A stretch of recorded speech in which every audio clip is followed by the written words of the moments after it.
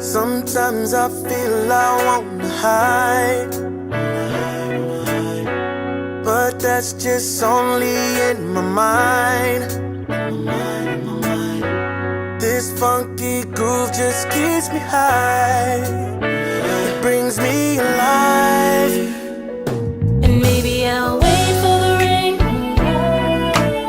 Get caught up in it, let my thoughts go. So many things on my mind. Get me back living high. Ooh, I think I'm feeling real nice. And give me that 35. And play me that 35. And play me that 35. I feel this 35. Can you feel this 35? I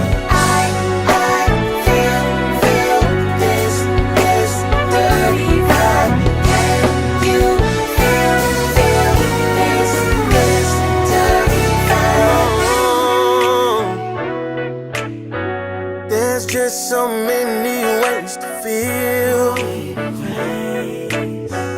Yeah, this is different, but it's made to heal. Just let this groove run through your mind. Let it get you high. It's more than a moment,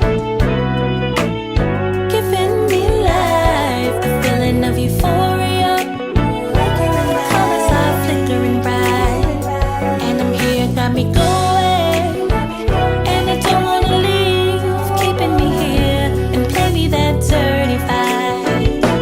Give me that 35. I feel this 35. Can you feel this 35? I feel this 35. Can you feel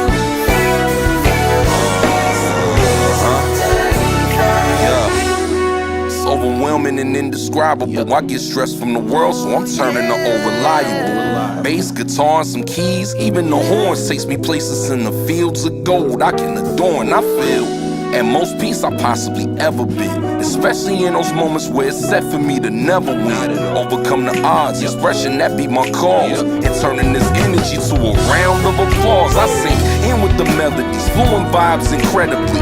2 steps to shoulder bounces and rockin' steadily. Illustrate my thoughts with this pen to paint a better me. It's my escape of running this race to where the cheddar be. Now my emotions exploring all on the canvas, so even when I'm old, I'm still a man on the campus. Keeps me clean even when my thoughts is on the dirty side. That's why I'm baptized with blessings on this 35. It's on my mind, this 35. Let our thoughts just intertwine and fill up on this 35. It's in my head, it's on my mind, I'm feeling like this 35. Let our thoughts just intertwine and fill up on this 35. It's in my head, it's on my mind, I'm 35. This 35.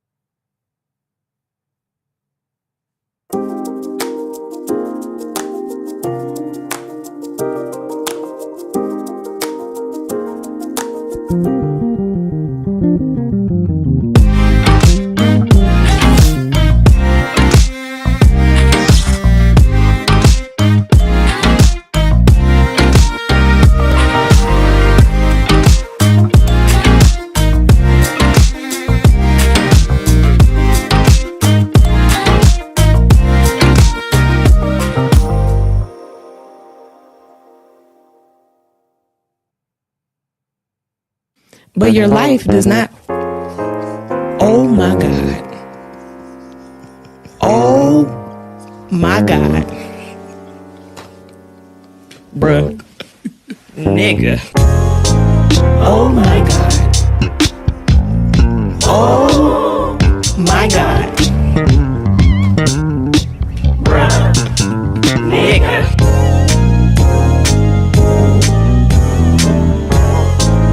Oh my God.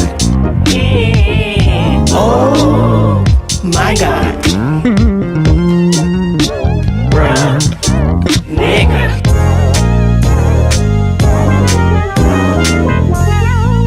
Oh my God. Oh my God. Bruh. Nigga.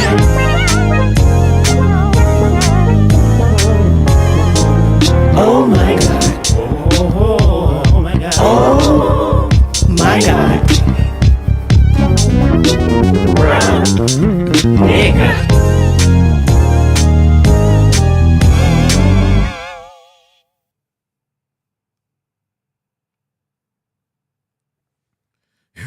Greetings, salutations, everybody. Welcome to the show. Welcome to the show. Make sure you guys can hear me.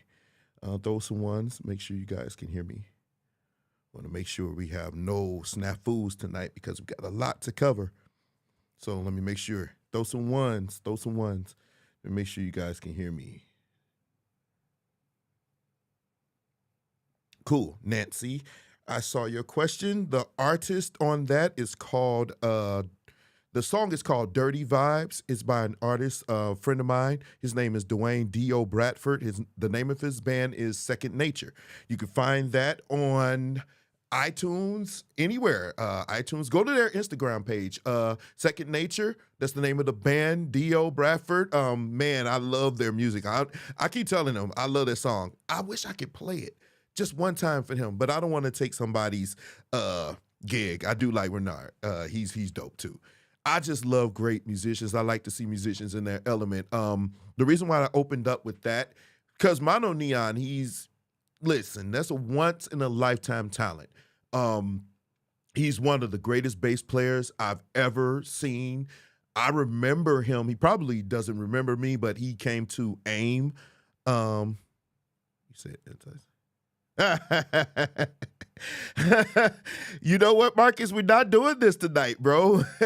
But Mono Neon is a great musician, and I really want to open up with that because guess what? Over the last week, he made an announcement. He has a Fender Signature Series bass. The Mono Neon bass is here.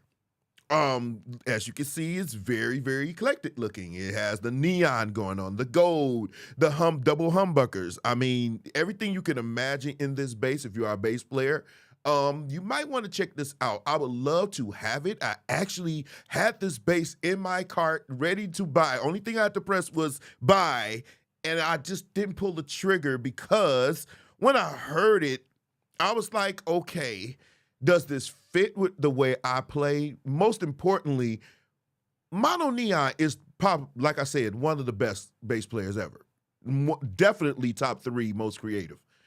And one thing I know about Fender has not had a great bass, in my opinion. In my opinion, Fender hasn't had a great bass since 97.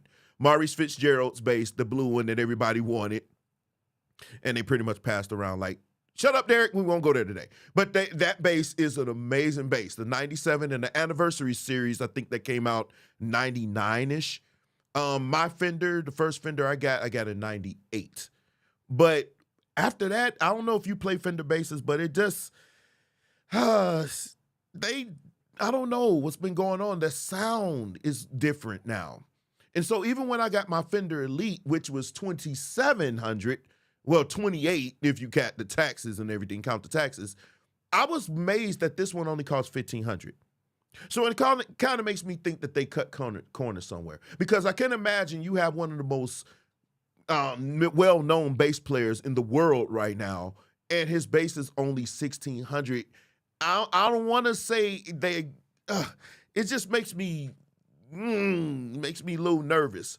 So I would love to play one. If anybody knows where I can play one before I buy it, let me know. I'll go to the store and see if I like it, and I may purchase it. If for nothing else, if he's getting a percentage, which I hope he does, I'm pretty sure Kevin Hayden or somebody knows better than me. This is not my thing. I don't know. But if he is getting a check from them, then I definitely will buy it to support him, because that's, it's crazy. And I would get something of value in return. That's the way this works. Okay, so if you guys are interested, if you're a bass player, you're interested in playing bass, I think this is a good bass. I like it. I like the color of it. It's eclectic. It actually has the sock and the stickers to put on it. I don't think I would do all of that. That's his thing. But I would want to buy it. I want to see it. And knowing me, I'm going to change the preamp. I'm going to change some things and make it more me. But let's see what happens with that. But if you're interested, yeah, that's a good one. Now, I saw something. I was at the gas station. And last week we covered pauses. We see pauses in games, football games, in church. You always hear pause moment. But I saw the ultimate pause moment at a gas station. Y'all won't believe it. If you're sitting down, you might want to check this out. So you see Hershey candy. Then you say STD. Buy one, buy two, get one. So they selling STDs at this gas station. So if you're interested, if you're a musician, you probably are, you may want to visit this gas station to get your STD. You get two, buy two, you get one for free. So then now you have 3 STDs to worry about. I saw this at a gas station. I cannot believe you can't make this shift up. You can't make it up. I think we need to hire people working at gas stations that know how to better put letters together, because we should never see this at a gas station. I don't want to buy these STDs. I want to avoid STDs if I can. That's why people get married. That's why they stay with one woman, to avoid STDs. But yeah, this was crazy. This was crazy. Now, over the last week, something happened. Y'all know normally I would cover relationship stuff, so we're not going to do it today. Next week, we're going to do it. But I saw this, and some of you don't know her because it's NBC, so most of us don't watch MSNBC. I watch it every now and then. I like Morning Joe, but then I'll flip over to some other stations just to get a good balance. I don't watch Fox News for a host of reasons, but this lady got fired. And if you don't know who she is, she has her show on Saturdays. Well, had her show on Saturdays, right, Marcus? Tiffany Cross. Now, she's a nice-looking woman. But one thing she did that I did not like, she took shots at Kevin Samuels when he was dead. And so apparently the voter turnout in black men in Atlanta has not been what they think it should be. So she took to the air to take shots at men saying, you men, I know you guys love Kevin Samuels and everything. You need to go out and vote. One thing that I can say about black men, especially in Atlanta, we're becoming our own entity. You're not going to move us with that. You have to come up with policies that we like. We've become more aware of our political climate. And black men are moved away. A lot of them have moved away from the demographic or whatever, Democratic Party. And I would hope, we're going to talk about that later, but I think they're moving away from that, because they're seeing something there that they're not liking, especially black men. The black men I've asked, they're not feeling the Democrats. I happen to be one of them. I'm not for the Democratic Party. I think it's going too far left, but I won't go right because it's too far right. But once she said about Kevin Samuels and the shot she took at black men saying lady, you needed to be fired. Was it her social media that was the problem? I think what got her fired, she said something about Ron DeSantis. It was the last straw. Her show wasn't doing that well. But when she said Florida is the D of the country or something like that, I think that was a little bit too far, and I think that was the straw. So if you have great ratings, they're kind of, let you get away with some things, but she wasn't having great ratings, so that's what happened here. But the reason why she's found her way on my show is because I'm not going to be petty and say that's what you get, but I don't like it. Don't take to the air to attack black men. We get enough as is. So when she did that, when she got fired, I was, I wasn't mad, actually, I wasn't mad at all. To me, it is what it is, ma'am. So Yeah, but anyway, we're here. We're going to rush through this show tonight. We're going to have fun. We're going to do Preachers Going Wild. Matter of fact, let's get there now.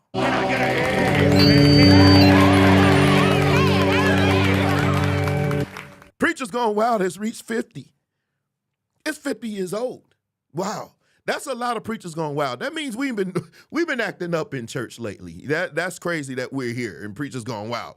But anyway, we're gonna move through this thing because we got to get to this Kyrie Irving in this situation. We got to talk about it. And I'm sure some people want to join in on this conversation. So I really, really want to get through with this show. I don't want to be here all night. But preachers going wild. I did receive the video. If you sent me a video, mind you, my show is put together usually Sunday night. Usually my show is put together Sunday night. It takes me a long time to do these shows. So if you want to have a Preachers Going Wild moment, unless it's really, really epic, you got to get it to me before Sunday night. I saw one that people want me to do. It's going to have to wait till next week because you have to get me this material. It takes a lot of time. It's just me. I'm my own production. So you kind of work with me on that, okay? But anyway, let's open this thing up with a little discussion. Now, some of you, Preachers Going Wild 50. Woo-hoo-hoo. I should have put something together, but we're gonna do that towards the end of the year. I've decided that we're just gonna do a big shebang on New Year's around that time. We're gonna do a big shebang with Preachers Going Wild, okay? But anyway, this is one I want to discuss. Oh, I don't want to do that. This is one I want to discuss with you guys, okay? Some of you are in, AKA your Sigmas, Kappas, you may be Deltas if you know, ladies, of course. Hopefully no men are Deltas, but you may, this is 2022. But this lady came to church, right? And the Remnant Church passed this. I don't know this church, so please, if you're a member of this church, I'm not attacking you. But it said, while in Sunday morning service, a woman was receiving a major deliverance. Okay. But it was just 3 little letters that were keeping her from a breakthrough, AKA, without hesitation, the woman renounced her affiliation with Alpha Kappa Alpha, and then less than 30 minutes later was baptized with the Holy Ghost and speaking in tongues.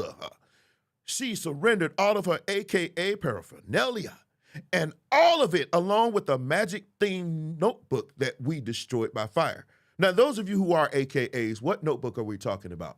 Okay, 1 new member, 1 filled with the Holy Ghost, 2 gave their lives to the Lord and were water baptized in Jesus' name. So they may be apostolic. And deliverance was all over the building in both services. Abiyashandio. And they have pictures of them burning her AKA stuff and in her notebooks and everything else. Okay? Here's my question, and I really don't have anything much to say about this because I wanted to pledge. I was going to pledge Q. I like the fraternity, but most importantly, I like the things that they did in the community. I like the things that they do in the community. So that was one of the things that drew me to, Omega Psi Phi, especially in Gary, Indiana, where I was born and raised. So it wasn't just being it wasn't just that. It was, that's part of it, that's college experience. But it was more so what they did in the community. They came to our school. They actually did job fairs. They actually did stuff in the community that made me say, okay, I want to be a part. I know friends that are AKA, that are in this sorority. They do things in the community too. So let me ask this question. Do they do more than the Remnant Church do in the community? If the Remnant Church doesn't do as much in the community as AKA, so which paper should we be burning here? I personally don't like when people interfere in that stuff. You don't know anything about these fraternities and sororities. Enough for you to say, oh, they're demonic. Everything's demonic. A Snicker bar is demonic to some of you. But to say this stuff, I think we go too far with this because there's other things we could be getting delivered from. Because if you are in the church and we have a lot of sins, and one of them we're going to cover in this couple of seconds. If you got all these sins in there, you mean to tell me the number one thing that was on your mind to destroy was AKA? I think you could do both. Thank you. I want to be a Q too, man. I don't know who you are. It's just say Facebook user for some reason. But yeah, I wanted to be a Q dog really, really bad. I was like, rrr, rrr, rrr, rrr. I still may, graduate chapter. I do have masters, so I could probably still join, but it's not the same as when you're online in college. If I could go back, I probably would have pledged. I would have gone to a Morehouse or to a HBCU and really, really had the experience, but I'm glad I didn't. God knows me. But I probably would have been in trouble. I probably wouldn't be the D before you now. You are definitely a Q. Okay, what's up, Maurice? Yeah, I'll probably be a Q, and I probably would be really, really bad. I probably had like 14 kids by 16 different women. I probably would be all messed up. A sister on YouTube. Yeah, I mean, what is it? Is this a new trend where we're going to denounce these sororities and fraternities? Now, I mean, I guess people who are Masons, they got some things there. You know, I know a little bit about Masons. You know, I got friends that are Masons, but when I look at the stuff that they do in the community, that's my main concern. In the community that I grew up in, you know, that was my main concern. I saw what they were doing, and that was appealing to me. Those things that they were doing were appealing to me. That's why I wanted to join those fraternities. Not because I wanted to go to the parties. I mean, that was fun. I'm pretty sure it was going to be lit. But nevertheless, that's not why I wanted to join. But I mean, tell me what you guys think. This not news been happening a long time. Yeah, tell me guys what you guys think. You know, leave it in the comment section. Do you think this is where what we should be doing? Should we be moving these people away from their fraternities and sororities, or should we just? I don't know. I think it's bigger fish to fry. I really do. And one of the biggest fish to fry is things like this happening on Sunday morning.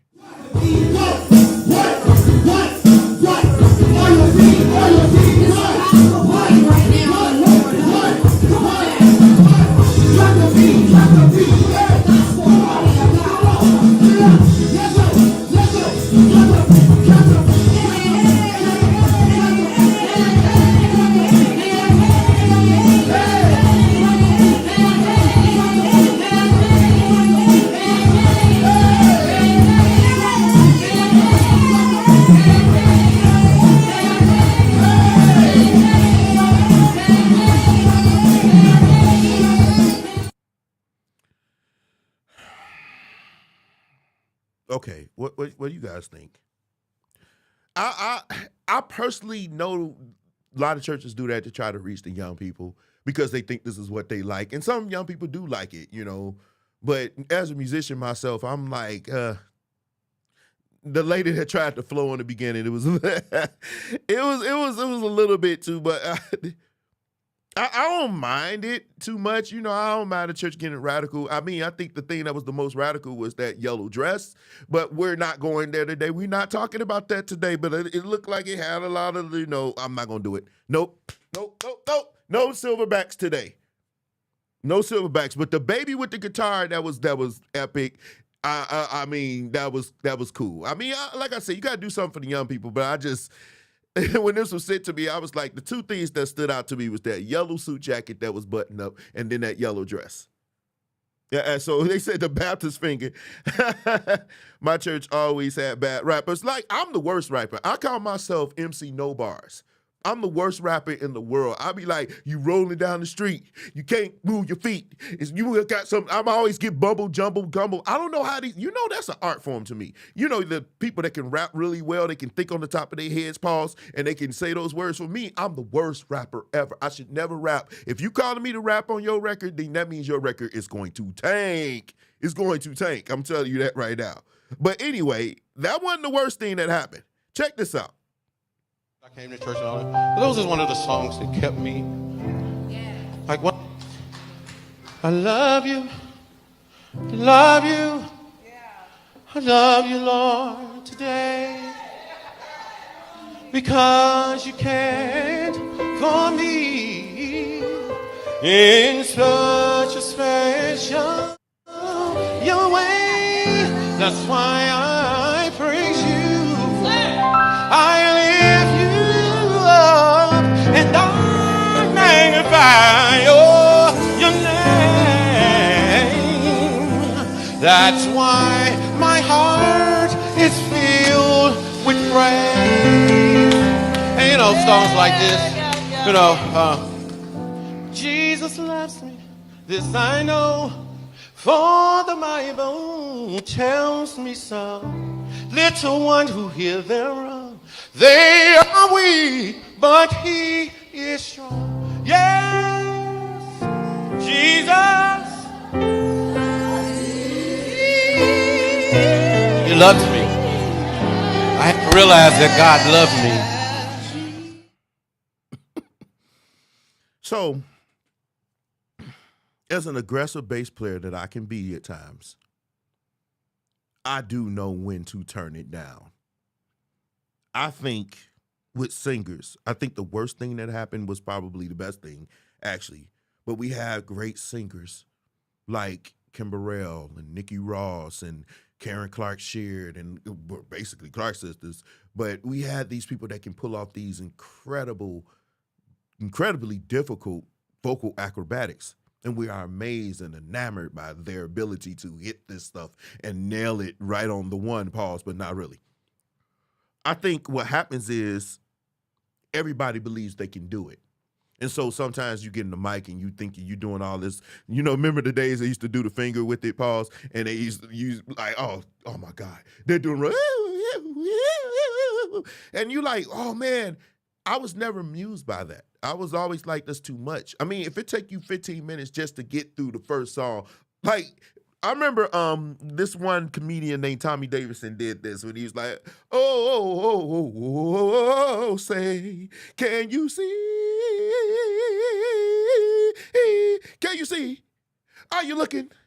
Do you have 20/20 vision? I mean, before you can even get to the first part of the song, you done ran. You know what I'm saying? It's like it's become a norm now. To my brother in the red suit, because you did look like Randy Watson, sexual chocolate. Make sure that when you do that, I don't know, just make sure you're not doing too much. Just make sure you sing the song and get up out of there. He ain't lying. Just sing the song and get up out of there. You ain't even got to do all that extra stuff. You can just sing the song and move on.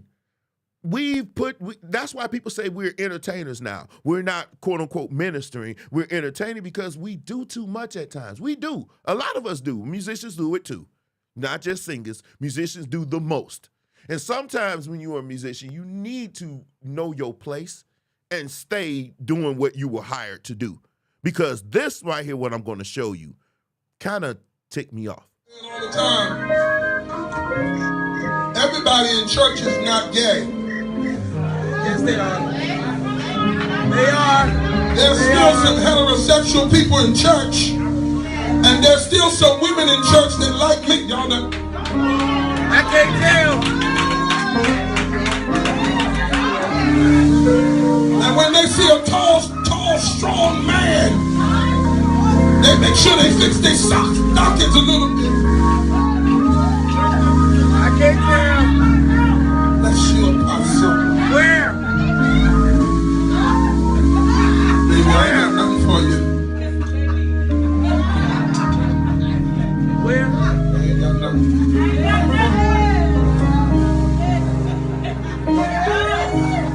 There's still some men in church that like women. Where?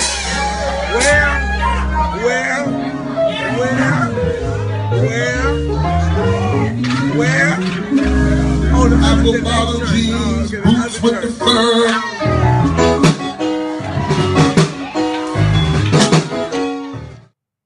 Okay. I'm going to start this over just to pause it. All the time, everybody in church is not gay. Okay. I almost went to the fire room for this one. And if I didn't have one more, I would, because I don't want to go through. Can everybody say, hey, man, I don't feel like doing that again. Young man, you are hired or you are there to volunteer to play drums. It is your responsibility to play drums and be professional in your drums, which brings me to this.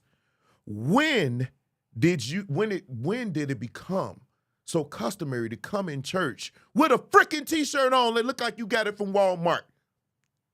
Did you roll over off your air mattress to get that t-shirt on? If I can borrow that from Kevin. Did you roll off your air mattress to put that t-shirt on? You didn't even bother to comb your hair. You look like a bum sitting on the drum set. You could never, ever play for me at all. I don't play that. Because my responsibility is make sure you look professional. I don't care if you feel like you can come as you are, which brings me to this point that I'm going to make real quick. You people that's always talking about come as you are, you make me utterly sick sometimes. You are anathema to me. And the reason why, not all of you, but a lot of you, if you freaking 40 years old, you've been in church your whole life, you should never be fixing your lips to say, come as you are. Why? Because your soup coolers are running, but you're not thinking. If you coming as you are at 40 years old, that means you never progressed. The concept of coming as you are is the part that you keep leaving out. Don't leave like you came, pause. So if you are coming to church as you are, and that's your excuse to think you can come in the way you are, so you're 40 years old, you grew up in church, that means you are stagnant. That means you are a statue. That means you haven't progressed at all, which means you haven't learned anything. So stop it with the come as you are. If they're coming from the street, then yes, but you would hope that something would happen in them that they would want to progress. Because of anything else, if you come in and like a bum off the street and 10 years later, you're still dressing like a bum off the street, then your church ain't worth anything. You haven't done anything. You haven't raised these people up. You haven't helped them get a job. You haven't showed them a better way. They're still dressing like a bum.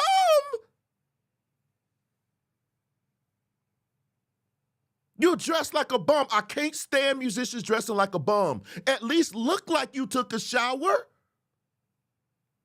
I mean, at least it's iron, but it's going to be iron because it came out the t-shirt bag. And most of the time, it's got creases in there. And I think I see a crease or two. That's number one. Number two, for you to sit up in church and say, where? Fool, if the man says you said there are some men in church that like women, and you say, no, it ain't, that would include you. That means you like men too. How dare you sit there in your arrogance and say, oh, well, you know, men that like church. I hate it when y'all do that. It seems like to me, you could be a whore as a musician, but the second somebody come in as gay, the first thing y'all want to do is go at them. But I'll guarantee you, I don't know this dude, but a lot of you're not virgins. You sleep on everything with 3 holes. And it's like weird to me that you can sit there in your self-righteousness and call out gay men, but I promise you, your little ping found every hole that you can imagine. And that first thing with the 2-for-1 STDs, you probably had that cell. You probably was a part of that cell.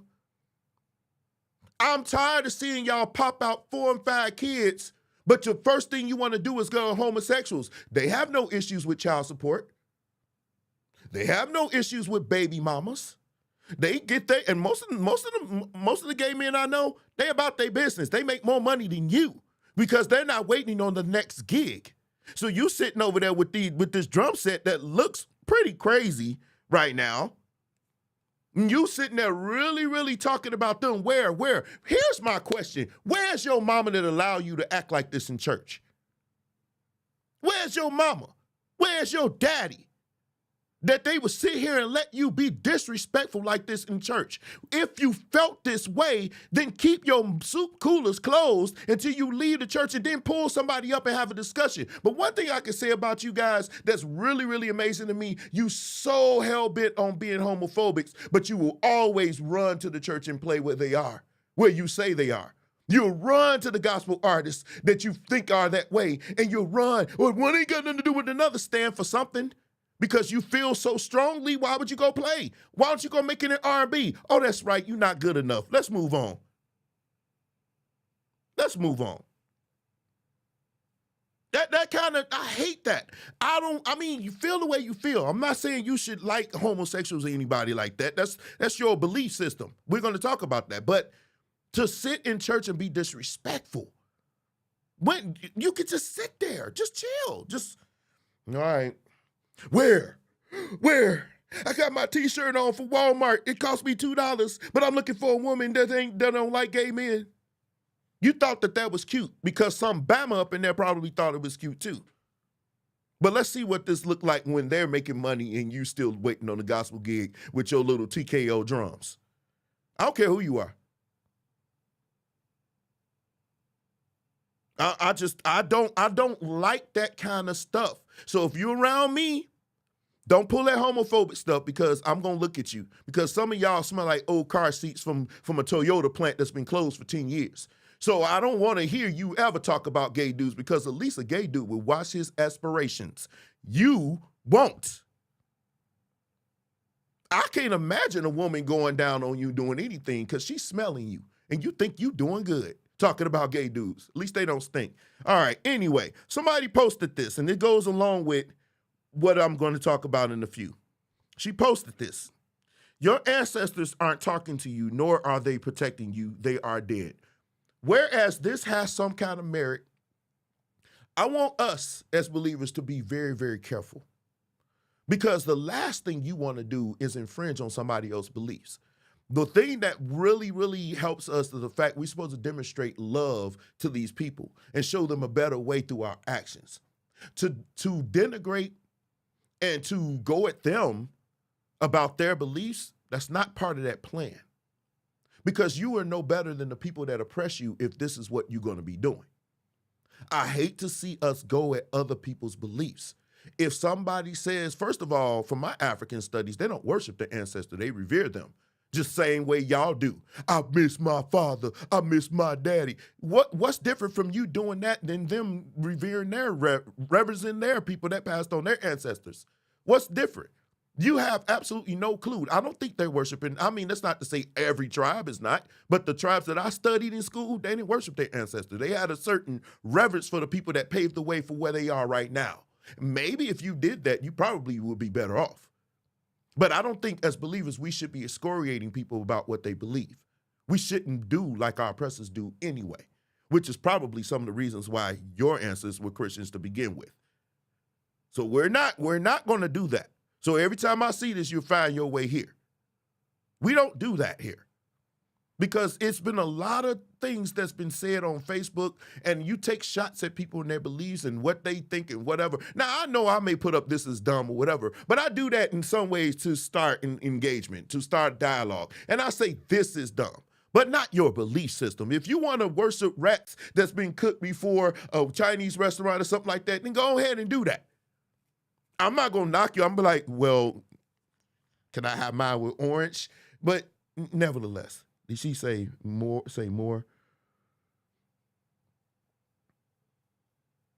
I mean, I'm sure some people do involve themselves in necromancy. I get that. But what I'm saying from my studies, I actually took contemporary African. I took some courses that dealt with this stuff. I took world religions. And I think the misunderstanding is that they actually worship them. I don't really think the tribes that I studied didn't. You know, they had a certain reverence for their ancestors. They believed their ancestors paved the way for them, and they reverenced them. They gave them honor. But I don't think it was to the point of worship where, oh my God, my ancestors is leading and guiding me. And in certain ways, your ancestors did lead you and guide you. You weren't listening anyway, but nevertheless, this is where I'm going to be at all night, people. This is where I'm going to be at.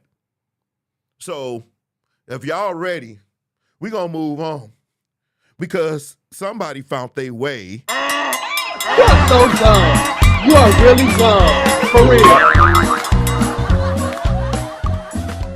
The doofus of the week goes to what we're talking about today. One of the problems that I have with us as a people is that we shun education in every way. She said, my 15-year-old and I have decided that as soon as he turns 16, he will be done with school. He hates it. He sees no point in going. He's not going to college. I support his decision because I know school doesn't matter once you know how to read, write, and do math. How can you, okay. I may even pull him out this year to homeschool for the remainder. Then what? If you're going to homeschool him, you can't make this shift up. Is that not the same thing as sending him to school if you're going to homeschool him?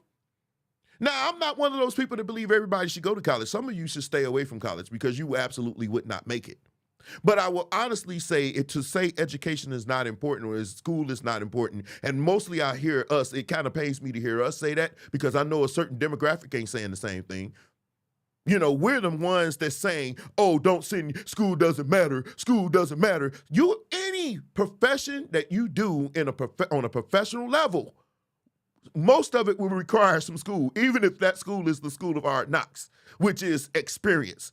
But I know you have to go to school to be an electrician. You have to get some credentials to be an electrician, even to do carpentry. You have to at least get a permit. If you can't read or write, how you going to explain? How you going to do one? I mean, I think everybody should, you know how to do your taxes. That means math. And yes, some of the courses that you take, you feel like you don't need. But let me explain this to you that can help you, which is why we're here tonight. If certain people took literature at an advanced level, you would understand how to put things, or what writers or movie writers or people, what they're saying. One of the things about literature, it helps you develop free thinking. You don't go to college in your undergrad to learn your profession. You go to learn how to think. When you go to your master's, that's when they start to really, really drill this stuff into you. But at first, you got to take those electives. Yeah, you say those electives are stupid, but I praise God that I took my electives because I know more. I'm well-rounded. I can explain more things. So for you to say school is not important, now, college is not important for everybody, because if you're studying to be an electrician, why would you go to college? If you're studying to be a plumber, why would you go to college? If you want to be a mechanic, you don't go to college. But you do need some kind of formal training for a lot of these jobs, especially if you want to be considered to be certified or have credentials. The more credentials, the more people you can acquire as far as customers. I think that this is dumb logic, but we're the ones that push this. My people that look like me. We're the main ones. I'm in a few groups in Facebook, a few. And out of those groups, I don't really see people from other demographics saying this all the time. You got some stupid ones saying it, and then when you read their comments, they can't say there. They don't know the difference between there are possessive pronouns and there, go over there. Oh, they don't understand these things. So I'm saying, okay, whatever. So do you sign your check with the D going the wrong way? So your name is not Derek, it's Barrick? I mean, at what point does it end? I think that this is the reason why we are here. Because people have no ability to understand literature. They don't understand math. They don't understand science. They don't understand a lot of these things that you need. And we are here because I believe we are here because of that. I believe what's going on with KYRIE, a lot of it has to do with our inability to understand the scholastic, because that movie that we're going to talk about, that's on another level. That's not your ordinary documentary. But let me ask you before we move on, do you think the NBA has gone too far as it relates to this KYRIE? What do you think about this KYRIE situation? I talked about it a little bit when it started to develop. I think that was Thursday. And I didn't think it was still going to be a story. And then usually on Sundays when I put my shows together, I usually have a backup show or something like that. There's something that people have sent me and they want me to talk about. But today, it seemed like it was still going. People still talking about it. So here we are. We're going to deal with this situation today, and we're going to deal with it very thoroughly, at least from my standpoint. And I want you guys to put your input in there. I don't want this to just be me. Yes, it's my show, but this show is really about you. I want you guys to tell me what you think, and let's discuss this thing together. Because I'm about to say some things that's going to ruffle some feathers and may tick some of you off. Some of you may report me to Facebook. That's okay. I'll make another page. My video will premiere after your show. Okay, I might jump on there, Scrutinize. Let me know. I might jump on there. But I think that this thing has gone absolutely too far, personally. And I want you guys to remember in the 90s. Now, what y'all don't know about y'all boy, I used to love gangster rap. And one of my favorite groups was NWA back in the day. I had their tapes and everything. I used to bump it in my car. Man, I used to love it. And some real gangster rap. I mean, I was like every other church musician. I was a chankster, but I was really a gangster at one point. Don't tell my mom, she might be hurt. But I think one of the songs that happened when NWA broke up was this song written by this artist that you will see here. Ice Cube wrote a song, and he did a song. Well, it wasn't just him writing. It was quite a few writers on it, but he was one of them. And the song was called, some of you know where I'm going with this. The song was called Falcon the Police. Of course, Falcon the Police was one, but No Vaseline was the real one. No Vaseline. No Vaseline. That's crazy. Okay, I see you, Scrutinize. No Vaseline was probably, and it ranks in the top 5, in my opinion, one of the best diss songs ever in hip hop history. It's definitely one of the biggest, one of the most, cutthroat diss songs in hip hop history. I hope he retires and goes to play for the Big Three or something. I don't really think he needs to even play anymore, but we're gonna get on that. Yeah, we're gonna get there too. But he did this song, and when I say this song had so many things in there, I mean he used every homophobic, black racial super duper thing he said about them.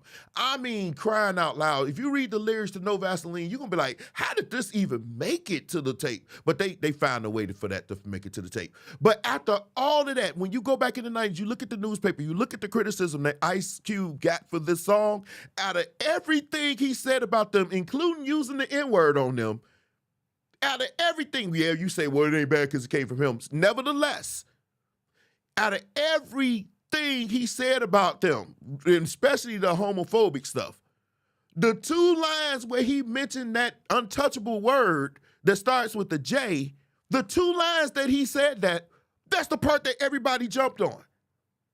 I couldn't believe it. Even now, when I did the research for this show, I couldn't believe that those are the things that they jumped on. They jumped on him for the untouchable word that I won't say here. You know what I'm talking about, the J one. And he mentioned it twice. He said, you letting the untouchable break up my crew. And then he said, you letting that untouchable tell you what to do or something to that effect. Twice he said that. And those were the things that stood out over every other foul thing he said in that song. Nobody cared what he said about the other men. Nobody cared about the homophobic stuff. Now, I'm sure now he would get lit up for it. But then, back then, that's all he said. And when I tell you they came for his throat, metaphorically speaking, they came for him. Pause, but not really. I mean, I could pull, I wish I should have, it's already going to be too much here, but the articles was crazy. He had to come back and say, I'm not anti-Semitic. I'm not anti-Semitic. I'm not anti-Semitic. And then you had this one that happened a couple of weeks ago that I've covered. I'm a bit slippy tonight, but whatever. I'm going DEFCON, you shouldn't have said death, on the untouchable people. The funny thing is I can't be anti-Semitic because black people are actually untouchable also. You guys have toyed with me and tried to blackball anyone, whoever opposes your agenda. That's what happened. Now, this happened last week. Now, me personally, I when you get to that second part of what he said, it started to make sense. So over the last few weeks, I think it was like 3 weeks ago, KYRIE posted this picture. And this is all he posted. Hebrews to Negroes, wake up Black America. This is all he posted. This is the picture to the book. But I think he posted another one that's actually to the movie. It looks slightly different. That's it.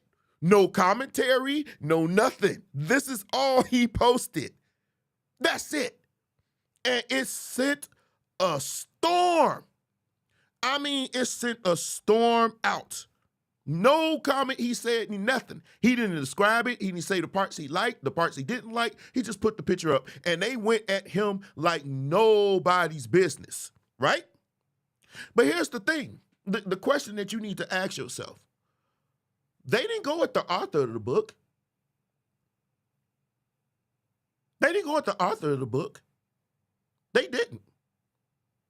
They didn't go at Bezos, who's the Amazon owner. Amazon has a plethora of trash on the books. I mean, for crying out loud, it's so much. It's so much. This book is found there too. This book, Anti-Semitic, a trawl through Barack Obama's anti-Semitism and other failings. Now, I mean, I'm not, look, Barack Obama was a president. He's like every other president. Some things about him you didn't like, some things about him you did like, and depending on what side of the aisle you were on, you liked it more than you didn't like it, or you disliked it more than you liked them. That's politics. That's the way our politics has been for a while now. That's fine. But show me the time when he was ever saying anything anti-Semitic. But this book and a host of other books, that were very bad about this man was found on Amazon. It's found on Amazon, including one that said he was a Muslim. because his middle name was Hussein. I mean, you can't make it up.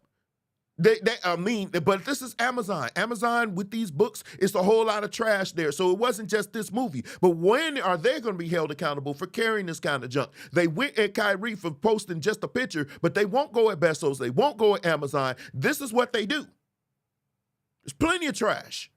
But with this movie, I can see why it's some issues with it, because there are some inaccuracies in this movie. I watched this movie twice. If you want to know, it's 3 hours and 38 minutes. I watched it twice. And there's some inaccuracies there. And one of the things that I would say, those of us who have degrees and those of us who are educated, you know, the thing that the lady said she don't want to do, so he's going to grow up and not know this. That's fine. Nobody's going to take you seriously on anything that's like this explosive unless you have sources. You need to be able to cite your sources. You need to be able to, when you are writing or when you're presenting something that's supposed to be taken seriously from a scholastic standpoint, you are to cite your sources. How can you write a book and not put where you got this stuff from? You need a bibliography. It should go at the very end that dictates and shows everybody where you got this stuff from. You cannot be taken seriously as an academic unless you do this, because this is the one thing that they are really hitting on. It's a lot of inaccuracies there. It's a lot of inaccuracies there.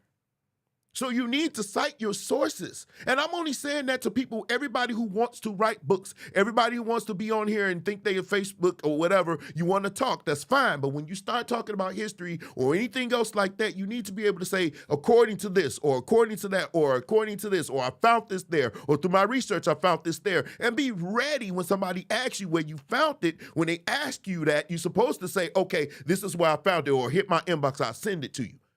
I do that a lot here, because I want to be deemed to be credible. So if I'm giving you information, you can say, well, I trust, and some of you come to trust me, that Derek is going to give you information that I've actually researched, which is the same respect you should have for your pastor, but we can get on that another day. You are supposed to do the research, man. You have a degree, so you say. You are a doctor, so you say. So why didn't you quote your sources? Because inaccuracies happen. That happens. Everybody who wrote anything historically or something like that, there will be some inaccuracies. There will be some things that you may miss, some typos, whatever.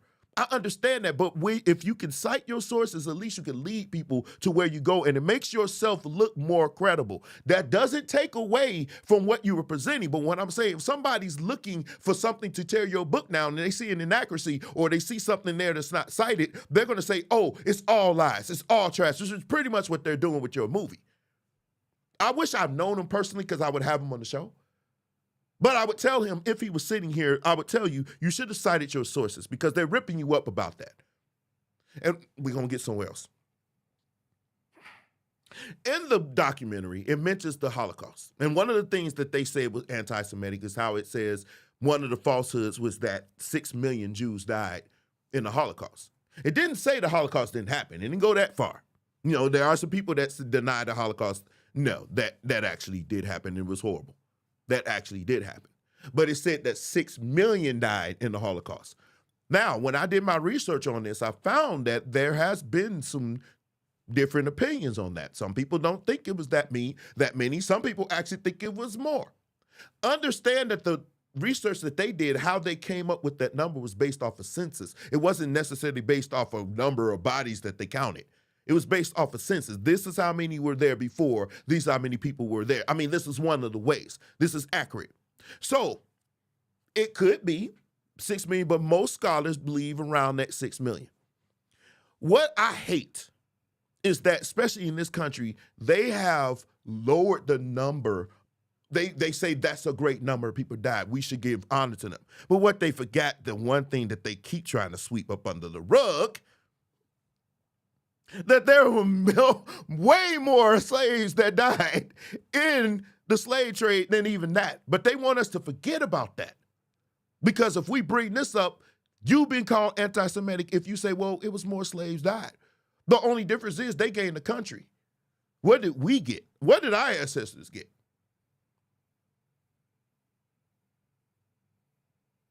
So when I present this, and when I did, and the reason why this is here, because I presented this in a group that I was in a while ago, presented this, that it was actually more slaves that died during the over their way here and when they got here, the killing that they did to them, the murdering, the lynching, and everything else that still continues.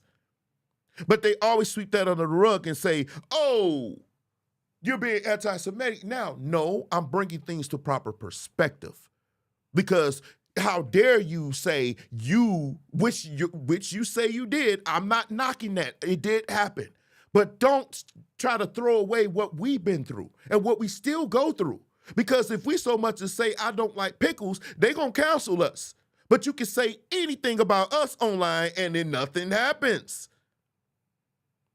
So when KYRIE posted that, he come out of Silva. He says, KYRIE made a reckless decision to post the link of a film containing deeply offensive anti-Semitic material. I don't think it was, but okay. He also goes on and says, while we appreciate the fact that he agreed to work with the Brooklyn Nets and the Anti-Defamation League, come on, Derek, you make this video, to combat anti-Semitism and other forms of discrimination, I am disappointed that he has not offered an unqualified apology. I don't know what that means, unqualified. And more specifically, denounced the vile and harmful content contained in the film he chose to publicize. See, they didn't want this film to find the light of day, and we're going to get to that right away. I will be meeting with KYRIE in person the next week to discuss this situation. Now, I don't know if this actually happened. I'm not sure if they actually got together. I'm not sure. But one thing I can say for sure is this. They are making him go through a whole lot for this. A whole lot. I mean, Adam Silver saying, oh, he just posted it. I mean, for crying out loud, it's not like he said anything about it. And he apologized not just once, not just twice. He said almost 3, I think it was twice. But still 2 times he apologized. 2 times. And here's one right here. If I can find it, where you at? Right here. While doing research on Yahweh, I posted a documentary that contains some false anti-Semitic statements, narratives, and the language that were untrue and offensive to the Jewish race religion. I take full accountability and responsibility for my actions. I'm grateful to have a big platform to share knowledge, and I want to move forward by having an open dialogue to learn more and grow from this. To all untouchable families and community that are hurt and affected from my post, I am deeply sorry to have caused you pain, and I apologize. I initially reacted out of emotion to being unjustly labeled anti-Semitic instead of focusing on healing the process of my untouchable brothers and sisters that were hurt from the hateful remarks made in the documentary. I want to clarify any confusion where I stand against anti-Semitism by apologizing for posting the documentary without context, factually explaining whatever, outlining the specific beliefs in the documentary. I agreed and disagreed with. I had no intentions to disrespect any untouchable culture history regarding the Holocaust or perpetuate any hate. I'm learning from this unfortunate event, and I hope we can find an understanding between us all. I am no different from any other human being. I'm a seeker of truth and knowledge, and I know who I am. So when he said the stuff that was defaming and everything, I watched this movie, and I'm still trying to find, outside of a couple of things, what it was. I'm still trying to find out what that was. Yes, we mentioned, and it did mention Hitler, and that was another possible inaccuracy. It mentioned something else that was written by another Jewish person that may not have been true. But these are things that you can find. This is why I say it's important to be taken seriously. You need to make sure you check your sources. Don't just find the first thing. Y'all do that too. Y'all do a lot. When I get into conversations with people and dialogue and I hit them with something, probably a haymaker, oh, I got to come back. Where's my macho man? Wait, let me find my macho man. Where you at? Here we go. Boom. I hit them with the haymaker and they got to go look for their research. Don't just go to the first thing. If it come from IamDumb.org and you post it, I'm going to know it. I'm going to research the same thing that you posted. And if I find out it's not true, it lowers your credibility. So anything you say subsequently, I'm not going to listen as much because you've already proven yourself to be inadequate as far as researching material. You need to make sure you are checking your sources. So even though 98% of the stuff in the video can be proven, that little 2% is what they will hark on and call you name or call you anti-Semitic or whatever. Now, I watched the movie. I watched it twice. Did I think it was anti-Semitic? No, it wasn't. I don't think it was. Why? Because if I'm telling you I believe this is who I am, how can I then, to be a racist, you first have to have a target. So if somebody calls me, if somebody says, oh, it's a lot of crime in your area, here's the statistics. That's true. It's not true that majority of people that live here are black. That's true. That's not you being racist. This is true. There's a lot of crime in my community. There's a lot of people that live there. Most of them people there that look like me, they're black people. Where it gets racist if you say, because I am black, that means I'm like these people that's doing the murder. That's when it becomes racist. That's when I can say you're being racist. It's not racist for you to pull up. Why? Now, if you try to allude to, I'm that person that's doing this crime, yeah, that's a problem. You know, but we're not allowed to do that to a certain untouchable group. You cannot even, I think I got into it, or I think I got, almost got banned for saying something about the Gaza Strip and how I feel like their people are treated. That's a political position that's deemed to be anti-Semitic. It's like you can't say anything about a certain group of people. That's why I say they're untouchables. You can't say anything about it. So even after his apology, they still went at him. They still went at him. It's not enough. Here's his conditions. He has to apologize and condemn the movie. $500,000 donation to anti-hate causes. I would give it all to black ones. I would show them. Don't give it to none of them. Sensitivity training. Now, all of this just for sharing a video. Sensitivity training. Anti-Semitic training. That's the one that killed me, along with this one. Meet with ADL and Jewish leaders. Meet with Joy Tsai, who's the owner of the Nets, to demonstrate understanding. Let's go point for point.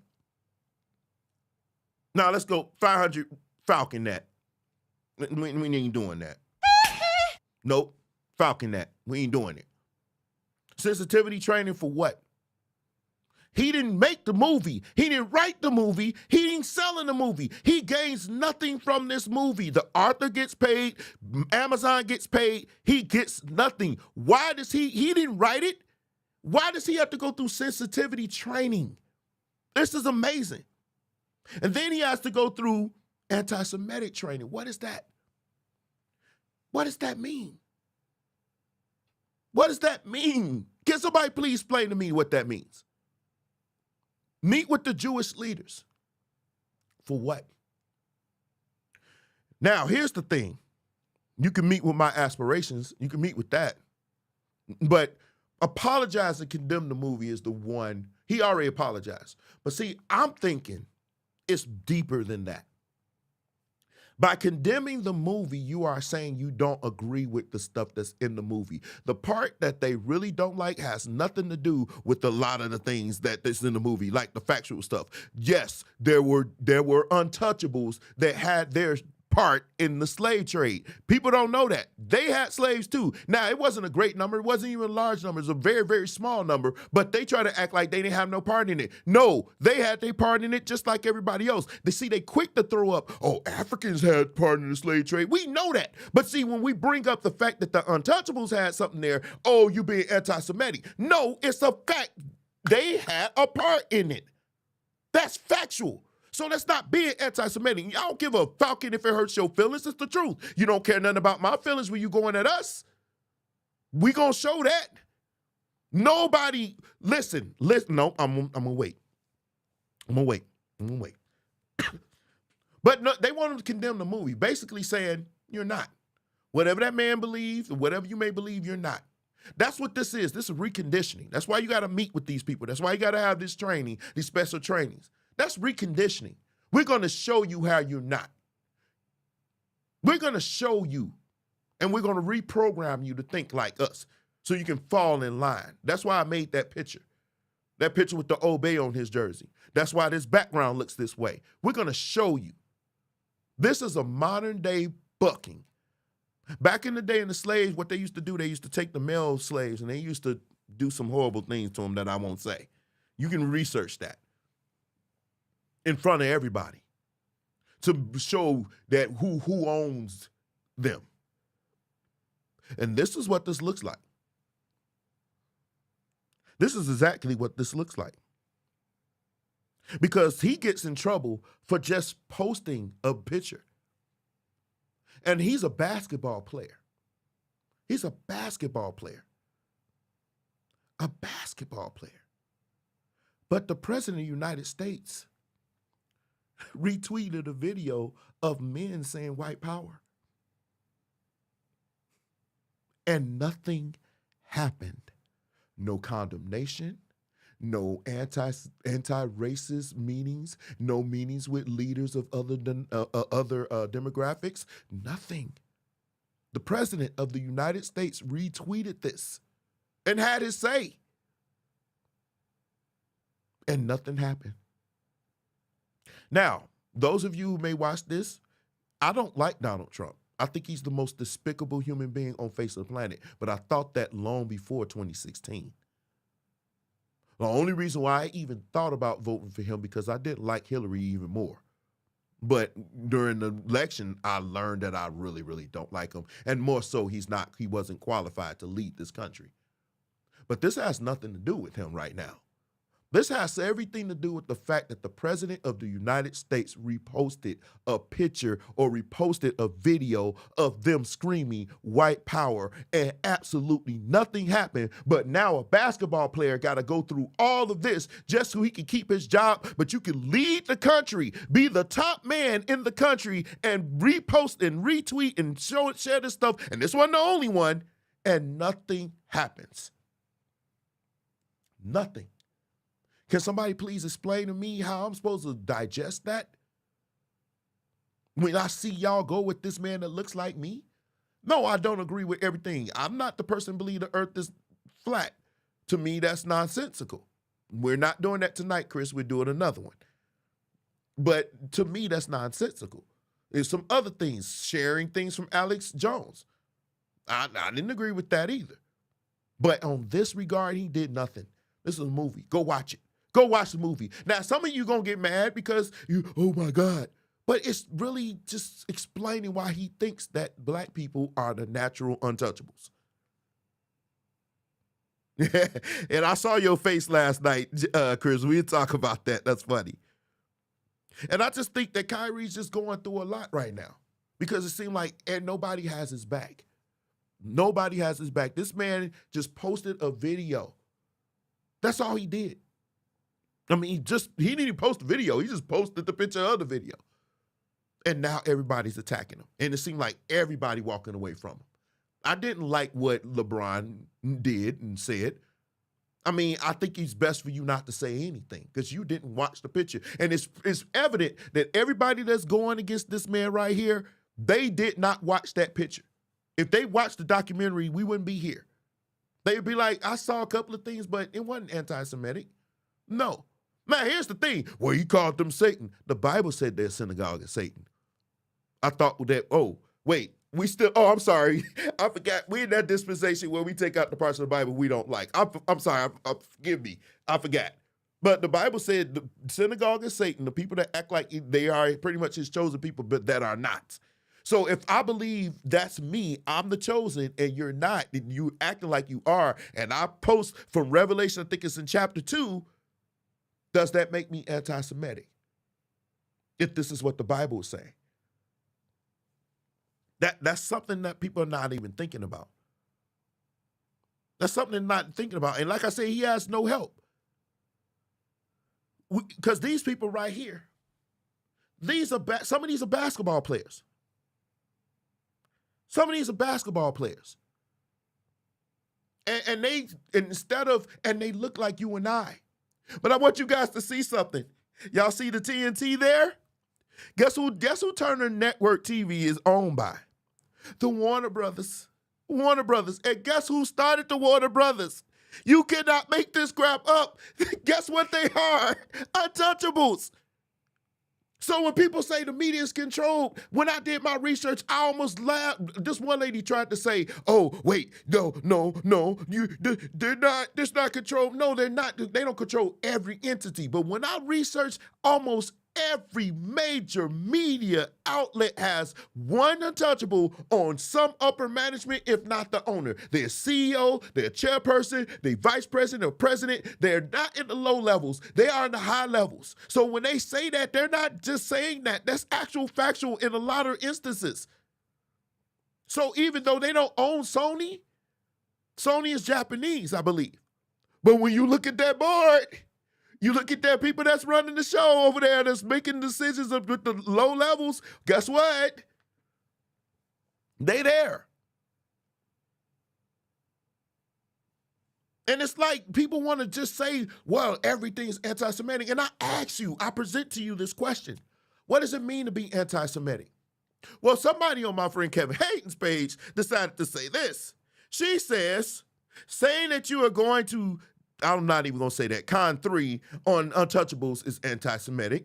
Saying untouchable doctors intentionally misdiagnose you as bipolar so that people won't take you seriously is anti-Semitic. Saying untouchable people control the media is anti-Semitic. Comparing Planned Parenthood and abortion to the Holocaust is anti-Semitic. Saying that black people are the real untouchables is anti-Semitic. I will give you number one. I will give you one. I will give you that. Number two, saying that they did it, if the doctors were actually untouchables and they did it, then that's not anti-Semitic. They actually were. Now, if that you're saying that's the reason why they did it, then yeah, I can see that. Saying untouchable people control the media, that's not. That's not. If it could be proven to be true, then it's not anti-Semitic. If it's proven to be true, how can it be? Comparing Planned Parenthood and abortion to the Holocaust is anti-Semitic. I never really understood that.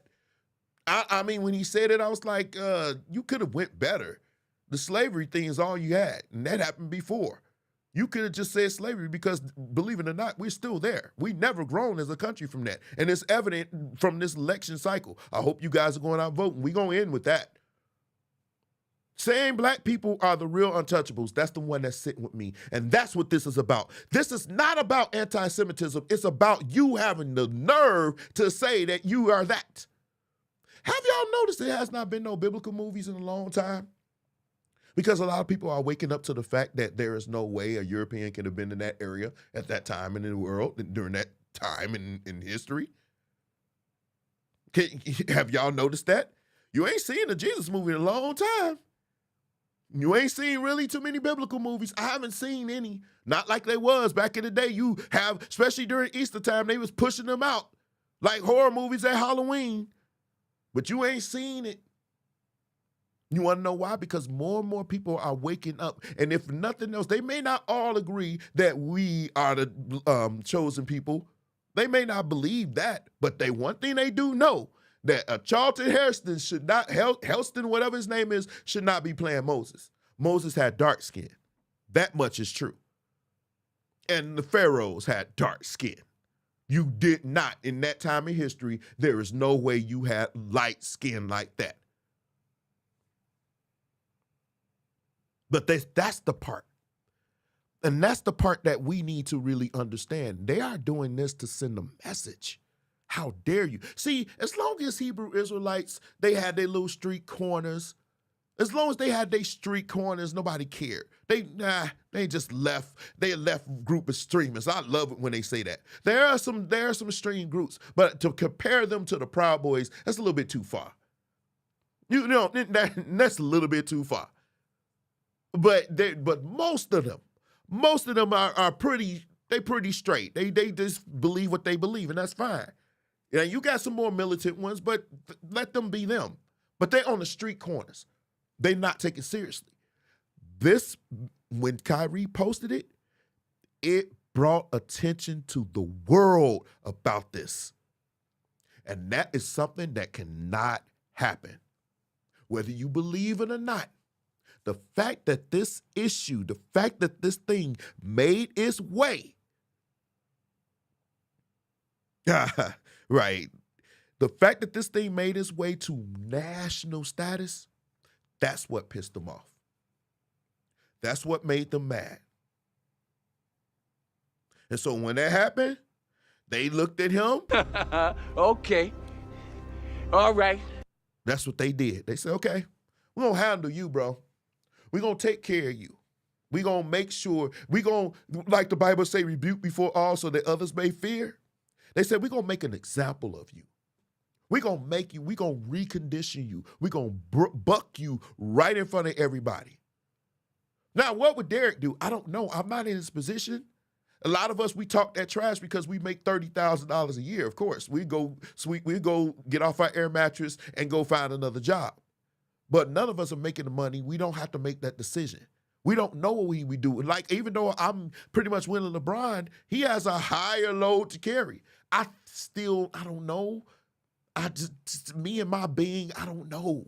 Because how can you always say I'm about social injustice, but then this picture was not anti-Semitic? If you watch it, there's no way. There's a couple of inaccuracies, but inaccuracies don't mean you hate a people.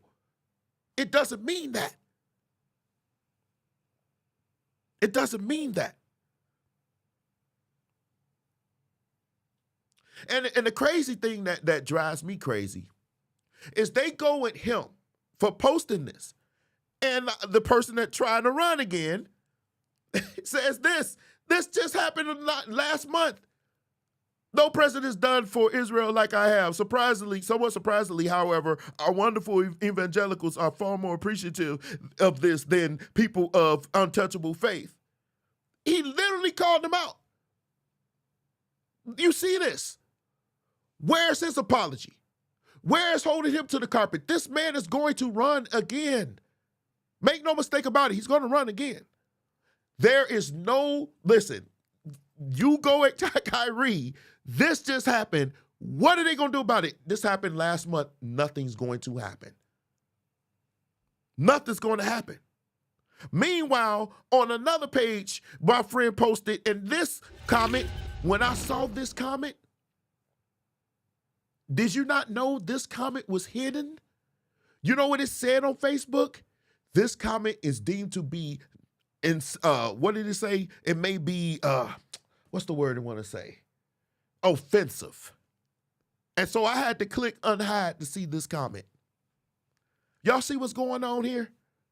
This has nothing to do with anti-Semitic.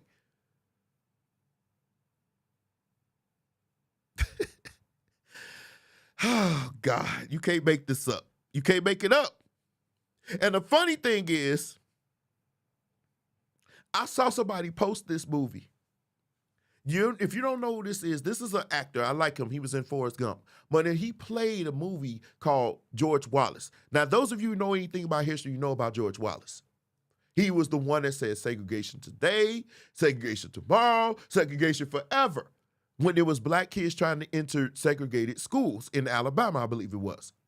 They did a movie on it, right? This is what the critics said about this movie. It was highly praised by critics. It even won awards because it was attacking not untouchables. It was a movie about a man that didn't like people who look like you and I. You cannot make this shift up. This movie won awards. Nobody condemned it. There was no sensitivity training, none of that. You can say, well, it was a documentary. It doesn't matter. This is an autobiography. Of course, they made some things for theatrics because it wasn't necessarily deemed to be a documentary, but nevertheless, it was celebrated. It was celebrated.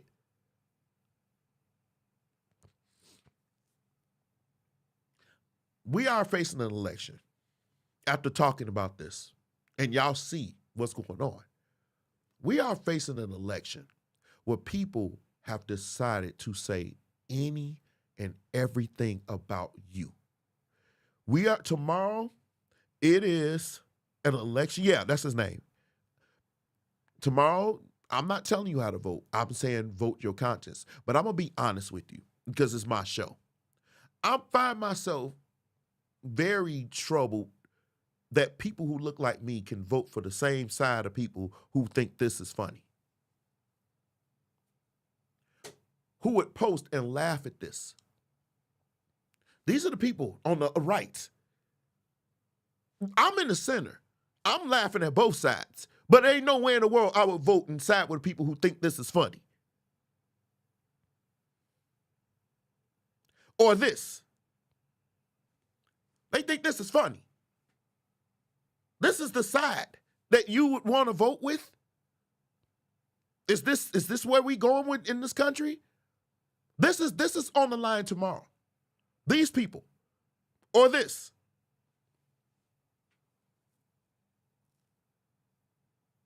I mean,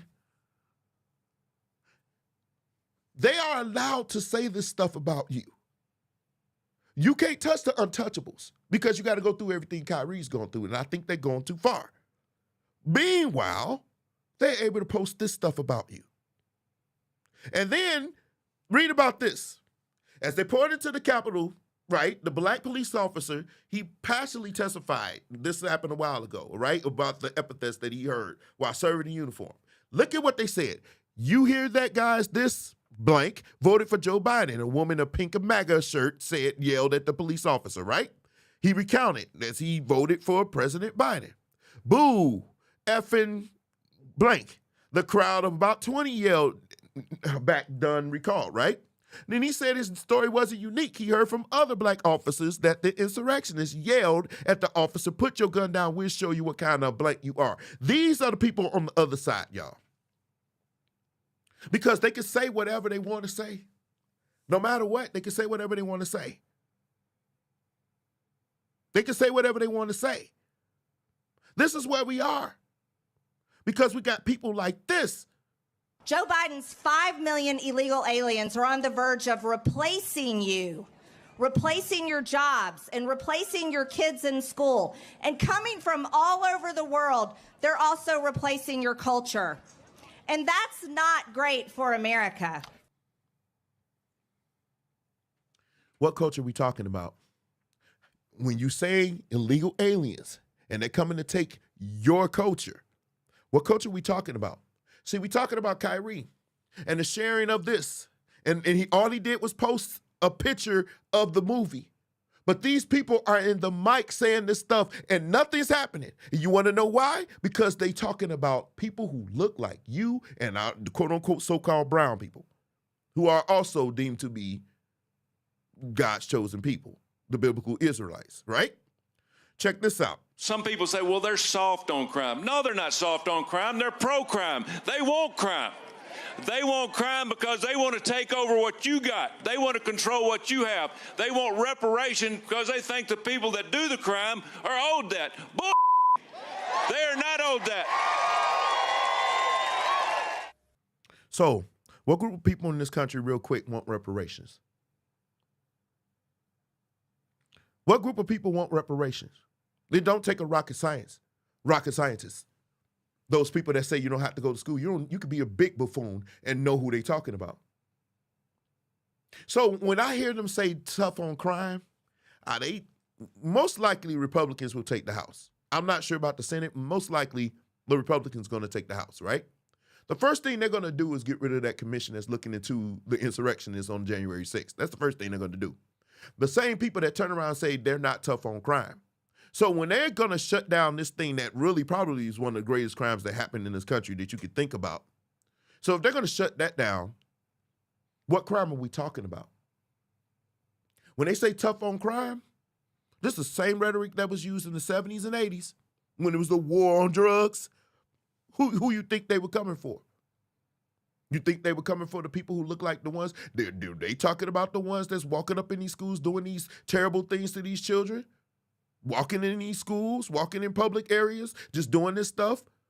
Are they talking about those kind of criminals? Or are they talking about the criminals that they think look like this?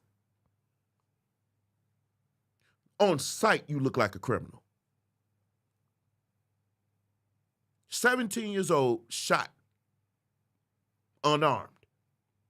We're going to hear about more stories because the war on crime is not a war on crime. It's a war on us. How could you vote with people who feel this way about you?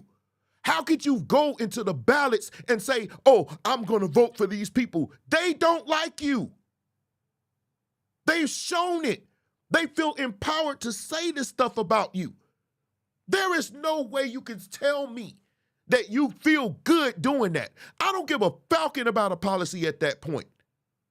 If you want to vote because of policy, okay, we can debate that. We can debate policy. But to go and really think about what's happening here, this is bigger than just policy. This is bigger than policy.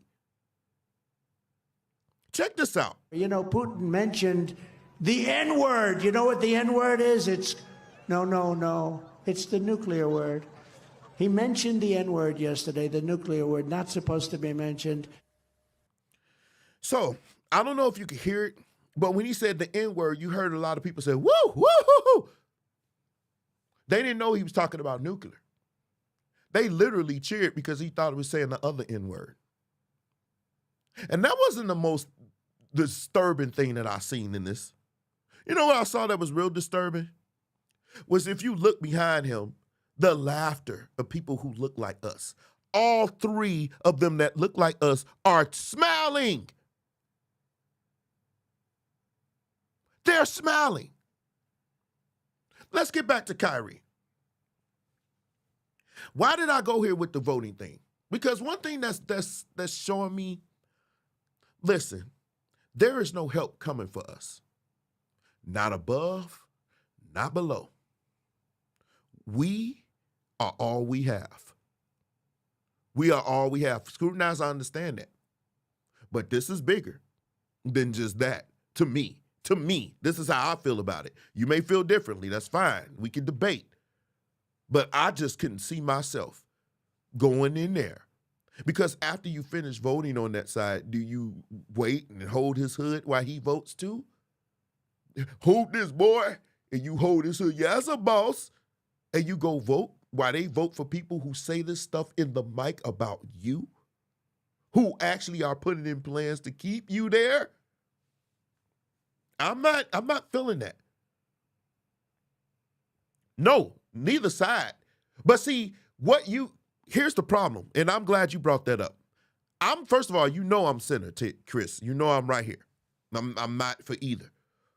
But what you would say about the other side is purely speculation. They haven't demonstrated. We haven't seen open events.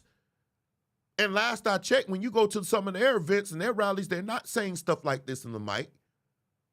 They're not saying stuff like this in the mic. There's no way. I'm sorry you may disagree, but there is no way. It's speculatory at best. It's speculatory. If you can show me, and I've done this numerous times where I said, show me where the Democrats have actually gone and said something like similar to what you see in this. I mean, yeah, they have in the past, but it wasn't always like this. I mean, they pretty much saying it in your face and been this way for the last, 5 years, 6 years? It's not better. I just couldn't do it. I mean, you probably could. It's just not me. But I feel, even with that, the fact that you are able to say that with no repercussion, I don't really give a falcon what side you on. The fact that you can say that without repercussions is what I'm really pissed off about. Because you forced him to go through all of this. And I just showed you, these are our leaders.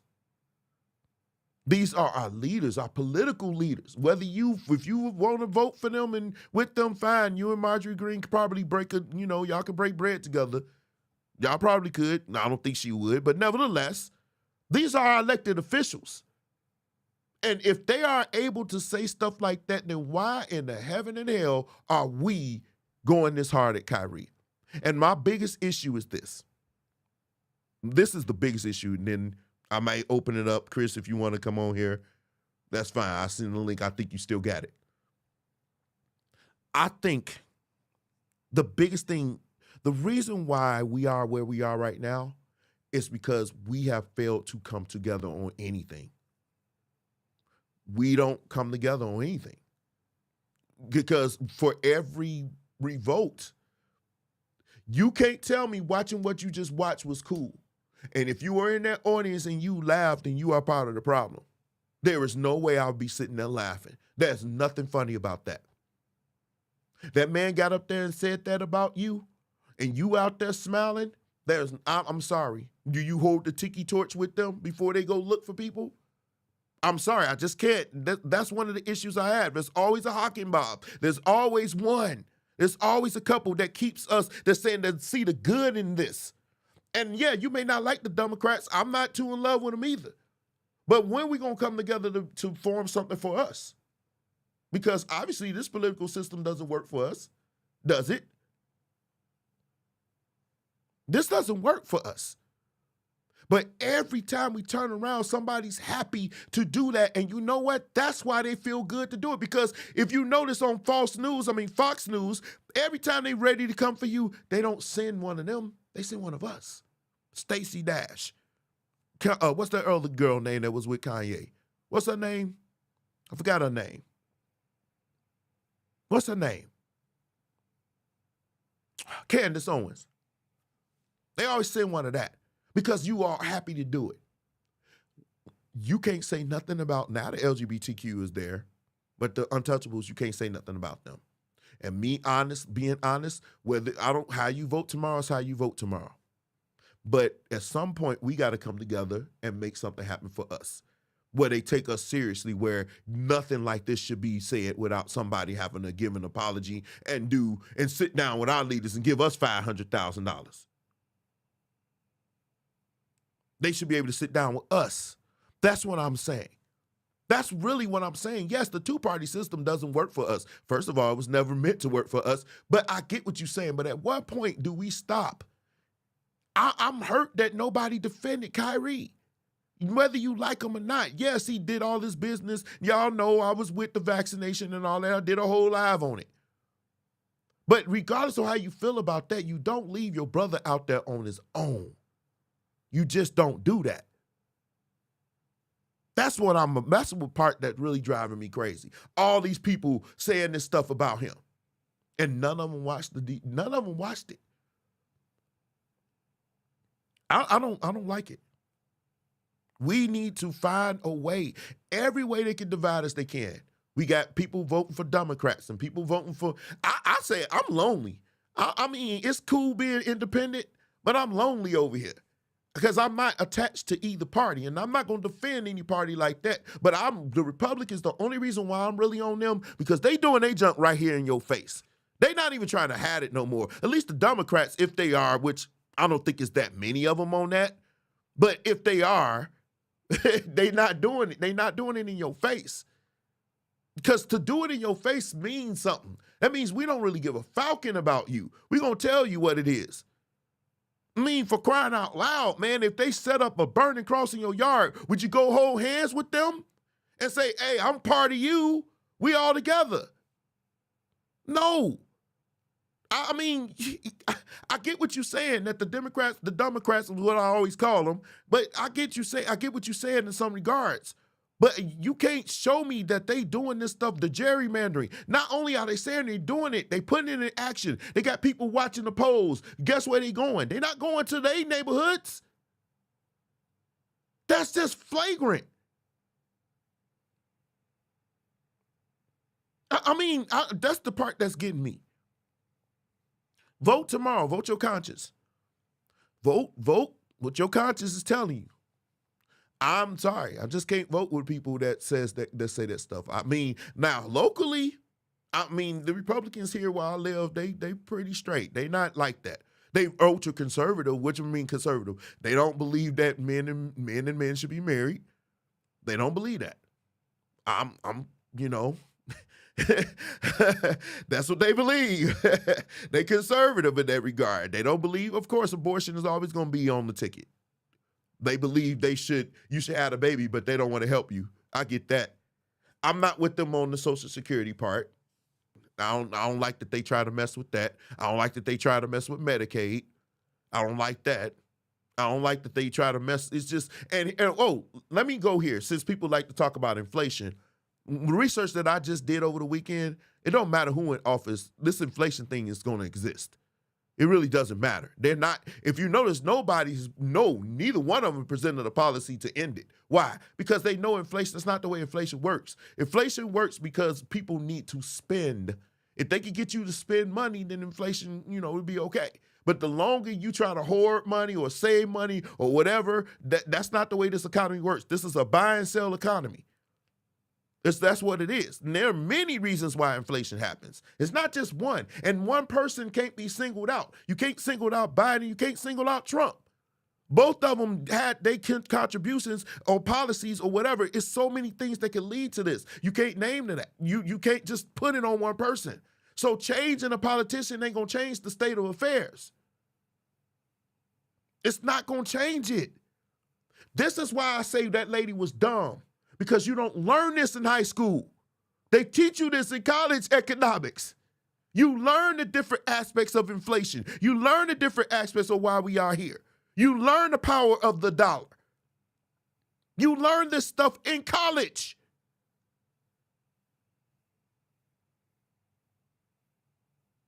And let me explain this and then I'm going to go. I love you guys, but I'm going to go. I promise you. Unless Chris decides he wants to, jump on. But economics is so tricky. It made my head explode when I took economics. The littlest thing can mess everything up, can send things one way or another. But one thing I do know, when you have an economy that's doing well, it's heating. This cooling off is going to eventually come. Where you're going up this way in your economy. Eventually, it's going to cool off. That cool off is called, not inflation, some people call it recession, but it needs to cool off before it can go back up because they knew this was coming. A recession was inevitable. Anytime you have an economy that's heating up like ours, it's going to come. Now, how bad the recession is the one you need to worry about, but it's going to happen. It happens. How now the president does play a part in how we deal with these recessions and these periods. Obama was very good at that. Some of you hate Obama so much, you forgot that we were in a bad recession when he got in office. If you look at the graphs, you see the economy start to take off based off of policies and other things that they did. It wasn't just Obama. He likes to take credit for it. Okay, a lot of presidents do. It's not just on you. It's other things. But with that happening, Trump took it, and it really went up. Because that spending and everything else, but eventually it's going to happen. It's going to happen. So you can't put this on the Democrats. You can't put this on the Republicans. It's going to happen. And no matter who wins tomorrow, they are going to inherit. And you know what's going to happen? Which is funny to me from both sides. The Democrats are going to say it's the Republicans' fault that we're here. And the Republicans are going to say it's the Democrats. Whoever wins tomorrow, it doesn't matter. They're still going to pick up this thing and they're still going to have excuses after excuses on why we are, which is instead of just explaining to people basic economy that you would catch on the first year of college. Oh, well, dang, a lot of us ain't going. We feel school ain't important. So I don't know. I just don't like where we are right now. I tell people all this time I don't like where we are. I don't like hypocrisy. Leave KYRIE alone. If I'm KYRIE, I don't know. Y'all tell me. I'm about to go, but tell me what. Send the link. Uh-oh.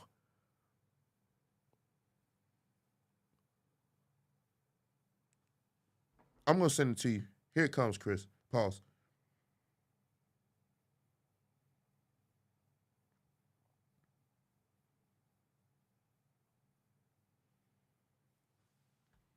But yeah, and the thing is, now Trump actually, I'm gonna say this, and I know I'm gonna get in trouble from people who I don't like Trump. I don't like Trump at all. I really don't like him. I didn't like him before. But he wasn't all bad. If Trump kept his mouth closed, he probably would have been halfway decent president. If he kept his mouth closed and his nose clean, he probably could have been a halfway decent president. He probably could have won a few left people over. Because his policies wasn't, some of them was kind of like what you're doing, but you're never going to, that's the problem. You're never going to like everything a president does. You're never gonna like it. You're gonna be on one side of it. You're gonna be like this. Some of the things he does you like, and some of the things he doesn't. If he kept his mouth closed, he probably would have been good. He probably would have did 2 terms. We wouldn't be having this discussion. You think? I don't think he should retire though.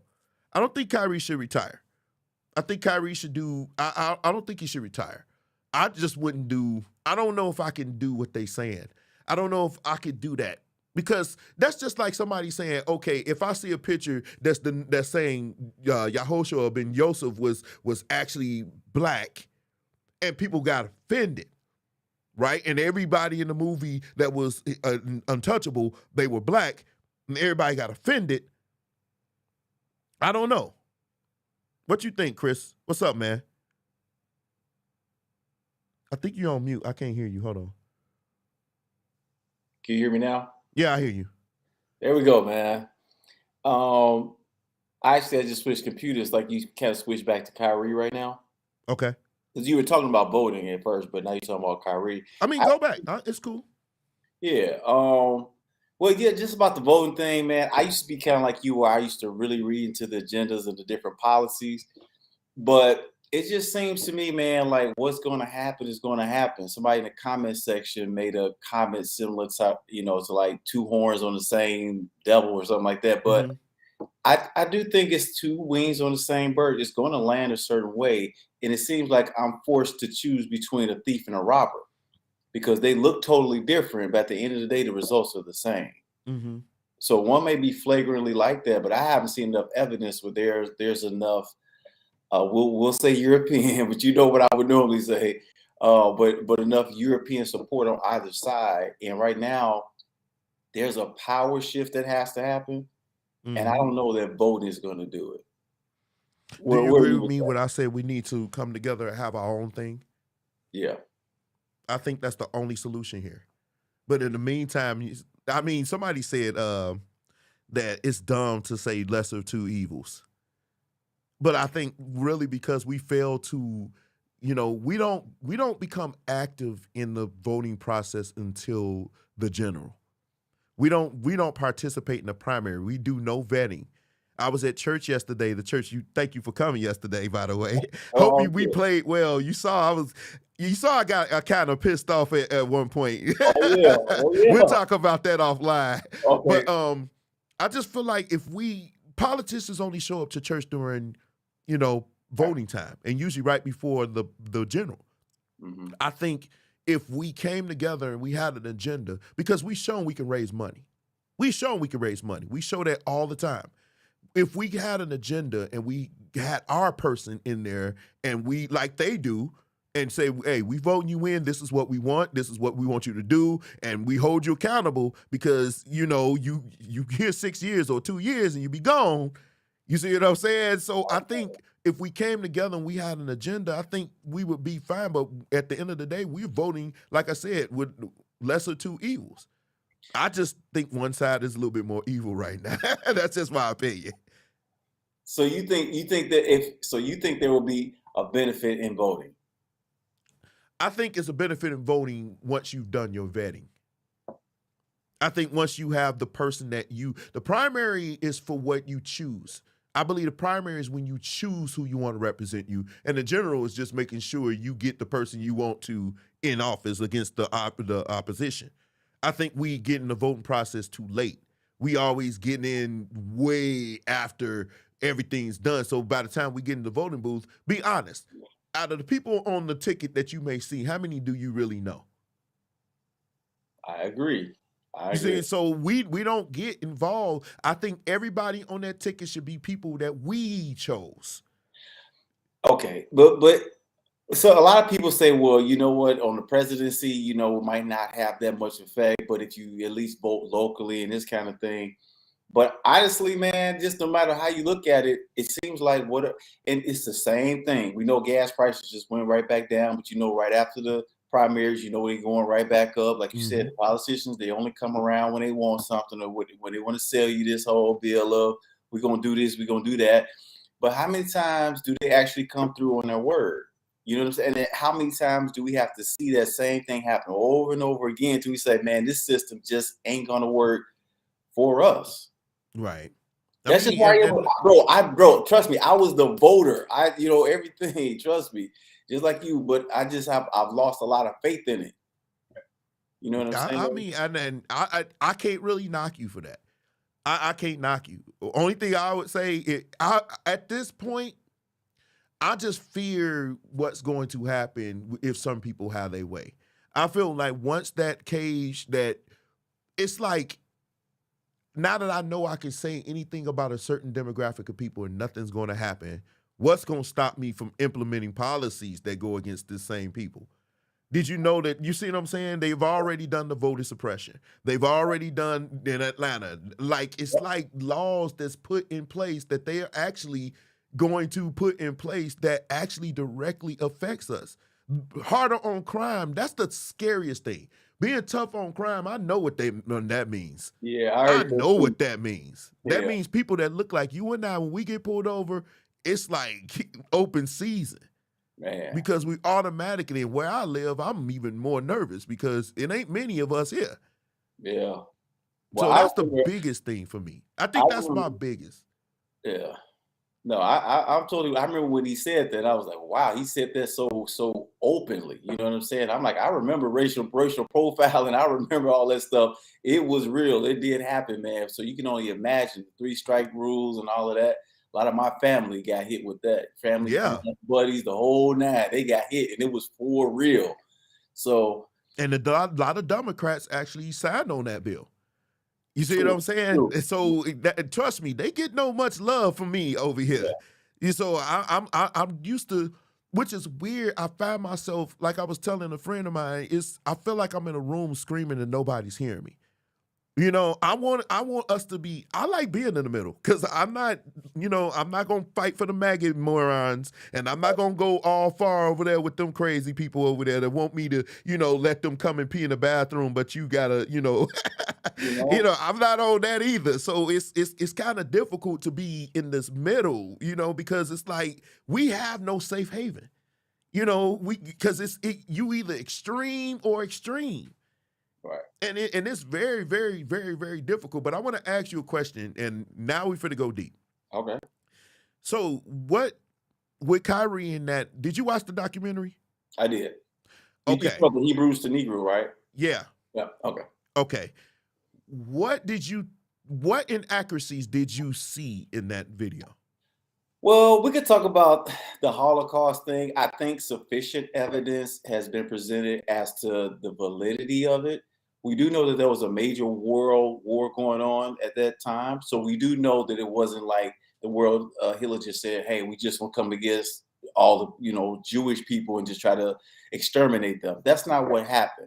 There was a lot of other, people who died in that war. I mean, we can just go through it, and these are facts, but they're not even mentioned. It's almost like if for somebody just listening, they would think that Hitler, again, just said we're going to try to, exterminate these Jewish people. That's not what happened. So I think there's a lot of inaccuracies with their story. So I'm kind of, I'm not going to say one way or the other. It could have happened. If it did, it was a, terrible event. The numbers have been proven, like you said, looking at sources, some sources, they've consistently diminished, right? So we know that. So I would think that would be one point, because I watched it when it first came out, and since then I've only watched snippets. I haven't watched it because it is a lot of information. So you watched it in 2018? Yes. Like I think the day it came out, I was ready for it, but you know what angle? I know. So I was just trying to see what was going on. So I do remember that the Hitler thing, supposedly that hasn't been totally proven. I mean, I saw it, but they haven't disproven it either. Right. So that's again. So it's one of those things where I'm still kind of like in the middle, where I can't necessarily fully support it because, like you said, they haven't disproven it. Tell the people what Hitler, what we were talking about as far as what Hitler has said. Ooh, yeah. Essentially, he was saying that when the world recognizes, I believe that we're the true Jews, the so-called African Americans over here in America, and what the world has, America has done to us over the last 400 or 500 years, that's going to start World War III. Am I accurate on that? Yeah, he said, yeah, certain to agree. He said America has the jewels, God's gems and stuff like that because they said that Hitler was never really against black people like that. I think that's somewhat inaccurate because Nazis were a bit oppressive to the German Africans that were Why there. though? Why? I don't know why. I didn't get that far. Tell me. Yeah, so you talking about to the so-called Jewish people over there? The black Jewish people. There were blacks there in Germany. Yeah, there were blacks there as well, but I do know that from my research, he was basically tired of them because the untouchables, every nation that they go in, they seek for domination. They seek to control. Like you said, we can look here at the Forbes 500. We see all the top CEOs, every industry. We see, look at the top and who's owning, who's running it. And it's those people, and they were essentially doing the same thing over there. And he had just said, hey, you know what? Because they look, if you do research on those people, they've been kicked out of 100+ countries over the last 15? Trust me, I took Jewish history in college. Thank you. So you know I ain't making this up. They've been kicked out of 100-some countries, man, because everybody said, hey, we didn't had enough to get up there to get in control, and then the debauchery, just a lot of different things that they do, but control is a major thing, and he had just had enough of it. And so there was a lot of dissension there, but it wasn't like he just woke up one morning and said, you know what, the Jewish people, I hate them. There was some undercurrents there. Yeah, so I mean, we both agree that the Holocaust happened. Oh Lord. I can't. But here's the thing. I just have questions, man. You know what? I won't go as far as to say that it did not happen, but I will say that there are definitely some suspicious things. Of course, if you go over there and do any kind of research, it's automatic jail time. You know what I'm saying? They don't want you to look into it. It's kind of like just trust what Whoa. Wait, explain that, please. What do you mean? Yes, and I can substantiate that with sources. If you can't go over there to Germany and Auschwitz and Stalin and Poland, all these different places, and try to substantiate like all of the incineration camps where they were burning supposedly X amount of Jews per day, which is a whole nother questionable thing there, because even now we have much more sophisticated machinery and technology to like do what you call it when you cremate people, and they say we still can't do the number that they say they were supposedly burning of those people per day. I mean, just questions. But again, in Germany, in those places where these people were, all this burning was taking place, you can't do any investigation on it. And as many times I've been to Germany, which I've never seen that. They talked about even like with the places where they used, I forget the particular gas they were using. I'll probably misquote it, but anyway, it should be in the earth. They tried to do soil samples before they deregulated it, and they couldn't find it. They should have been even like blood, bone, stuff like that. That should have been evident in the soil, and they couldn't find a lot of stuff. So it's really a lot deeper. I won't go as far as to say it didn't happen, but I've known these people to be liars. I know that might sound rough, but it is. It does. But it may, and hopefully we won't get this thing struck down. But I hope not either, because I think that's one thing I can say, when I was in Germany, the very last time I was there, we were in Berlin, and they told us not to go out at night.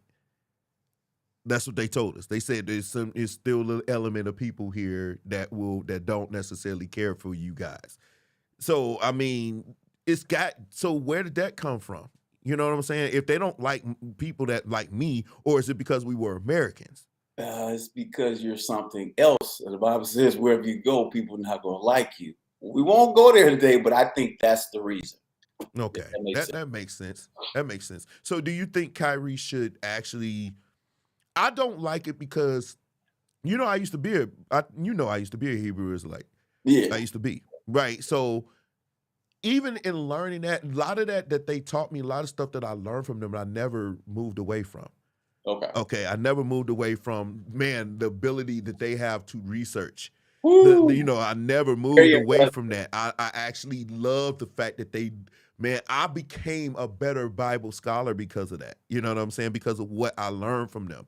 But one thing that I would say, I believe if they told him to denounce that movie, to me, it makes me believe that he's denouncing his belief as being, because he really believes that black people are the natural, biblical Israelites. He believes that.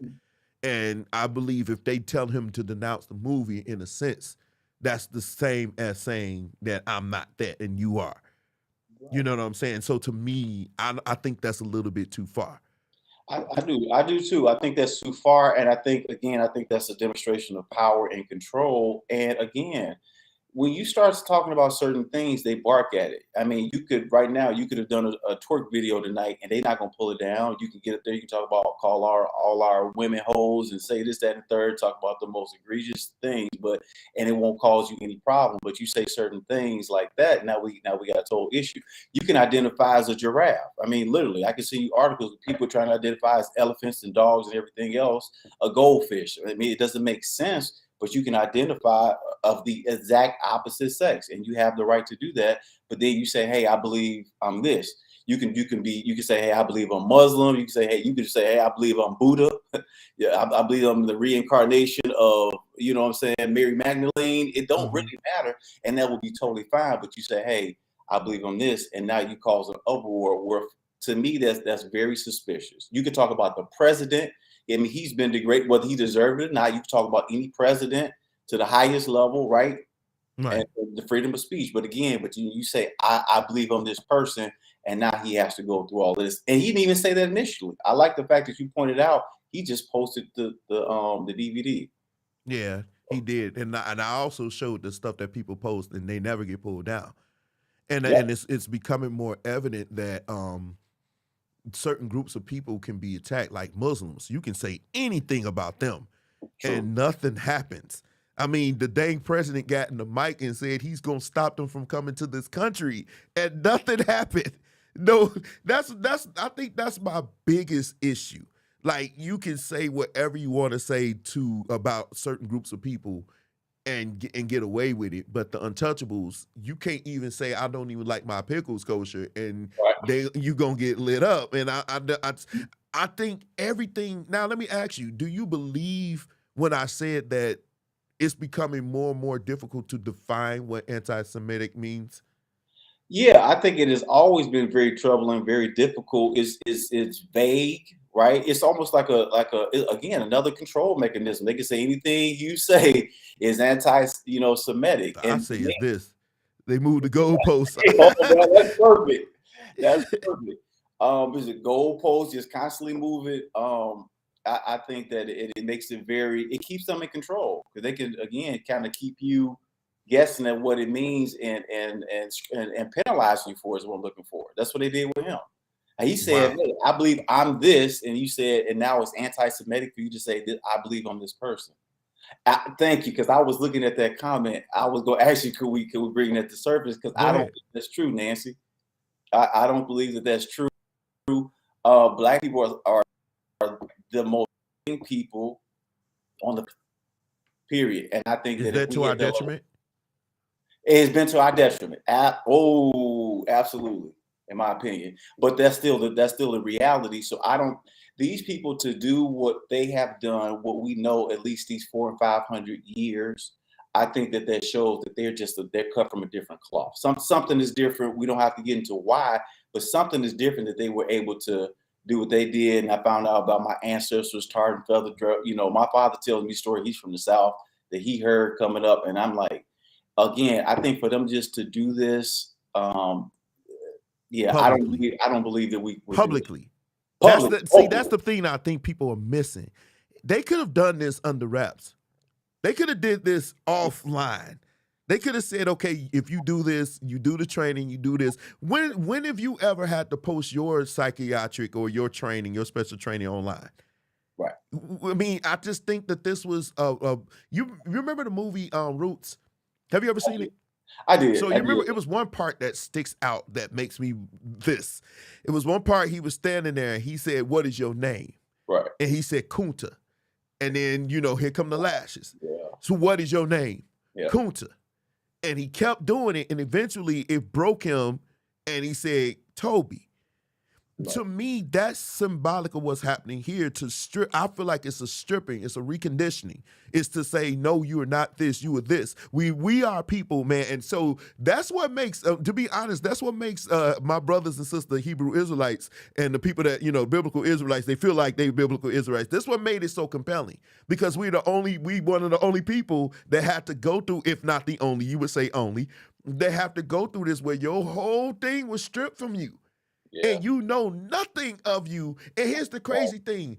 That's this right. The way they're acting, it shows fear. Now, let me ask you this. I said this earlier when I said, as long as like UIC, what's that the name? IUIC and Israel of God and all these other, as long as they were local or just dealt with us, they were okay. I feel like once this became national and everybody could see it, that's when the fear came. Yeah. And we know how certain groups get when they get scared. The crosses start burning, the horses start going, and sheets run out of sheets in Walmart and Meijer. You know what I'm saying? Yeah. So we know that history has shown us when fear comes, it ain't, it's the fear that they invoke, but it's the fear of certain things that make them go and do what they gonna do. And I think that's what happened with this movie. Doesn't that seem now we don't have to get all into the particulars, but doesn't that seem a bit suspicious though? Yeah. Okay. It's a whole lot of suspicious. At one point, you say that you were a Hebrew Israelite. I think whether you acknowledge it or not, we are what we are.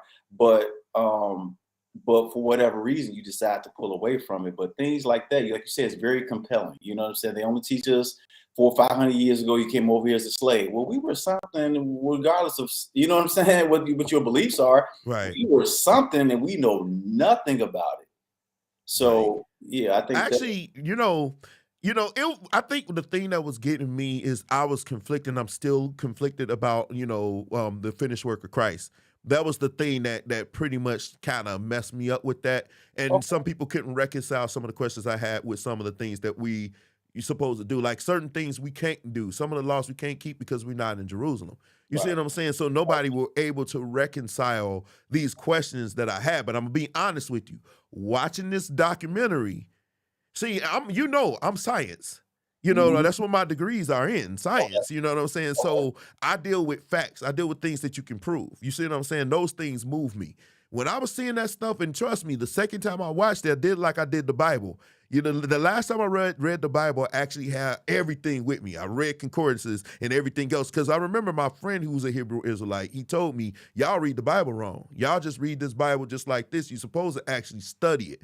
You're supposed to read this so you can have an understanding. You're not supposed to move on until you understand what's said right here. Don't cherry pick. He told me, don't cherry pick. Don't be that person. You see what I'm saying? I'll never forget. I mean, I can't remember his name, but I remember him and this other girl was the first. Her name is Yolanda. They were the first people to turn me on to it. But one of the things I can honestly say, learning from that movie, when he started talking about the genetics, he started talking about the languages that are similar. He started talking about how they migrated. Dude, if you watch that video, if I'm an untouchable, I'm scared shiftless. You hear me? You're right. Oh, no, that's what I'm saying. I'm scared. That movie, y'all need to watch this movie. And it's some inaccuracies in there. I'm not going to lie. It's some stuff in there. But see, this is why I feel school, even if it's homeschool or whatever, I feel education is important because they teach you how to research thoroughly. They teach you how to, especially those of us who have masters, that's really dig that in. You have to learn, and I think it's our responsibility to show people how to research in this way. Some people don't need to go to school to be good researchers. And that's fine. But those of us who actually went to school and learned how to research, I feel it's important to show you how to research so you can get, so like, say for instance, you having a debate with me, and I'm pretty sure you picked it up. Here's a tough one. Because I'm going to throw some stuff back at you. You got to be on your P's and Q's. So when you come against somebody, and I think that's the unfair criticism, some of his inaccuracies is hurting the credibility of the movie. And so those of us that are able to see beyond that, we're like, oh no, it's a lot of credible stuff here. You ain't going to throw all this stuff away. Right, right. So if I can ask you, man, what are some other inaccuracies? I know we talked about possibly the Holocaust. I don't know where you stand. We talked about the Hitler thing, but what are some of the ones that you remember? It was one, it was where he quoted a Jewish guy, and he supposedly had said the control that they had over there. It's been debated if he actually said that, because they said during the time when that was supposed to be written, he was actually sick, and so there was no way he could have been here. But I'm thinking that's why they make telephones. But you know, so something like that. And there was another thing. I think he may have over exaggerated the Untouchables' contribution to the slave trade. Because at the time where the slave trade, I think in Portugal, there wasn't that many of them. It's like a little bit over 1,000. So I think when you do that, but that's why it's important to cite. You see what I'm saying? You can be accurate, because this still doesn't change the fact that they participated. Right. You see what I'm saying? It did, and they played that part. And if anything, we know they gave money. We know they facilitated in the slave trade. So to say, see, what they've done is, because I didn't think it was inaccurate. I think it was just a slight overestimation. You know what I'm saying? Because he said they made slave ships. They was this. I think he over exaggerated their contribution to it. I think if he just said, but he could have just said they bought 2 ships, and it still would have been deemed to be offensive. Yeah. You know, but that was now everything else, as far as really, when he started getting to genetics, really, he could have just ended it with that. You know, he didn't even have to bring the historical part. He didn't have to go Hitler. He didn't have to say nothing. He had it when he talked about the skeleton shapes, when he talked about the mummies, then the color. You could clearly see the color of them, and that didn't change too much. They were great at preserving the natural state of the pharaohs. Right. You see what I'm saying? When he started talking to science, that's the part that he had. He didn't have to do anything else. Science, listen, unlike history and everything else, science doesn't move. Right. It is what it is. Right. Oh, that's good. That's good. I agree with that, and I'm with you there. I think you really nailed it with that. I know they ain't liking this part, coming with those facts and sources. I mean, he had evidence. Dude, the science was enough, man. The science and the way he traced out how they migrated. And see, whether you think he was being hateful or not, you got to appreciate the level of research the man did. Yeah. Do you know how much work it takes to put a 3-hour movie documentary together? Right. 3 hours, 38 minutes? You got to be well rested to watch that movie. I wanted that information. It's almost like I had to take a breather sometimes. He was just hitting. Boom, boom, I watched it straight, bro.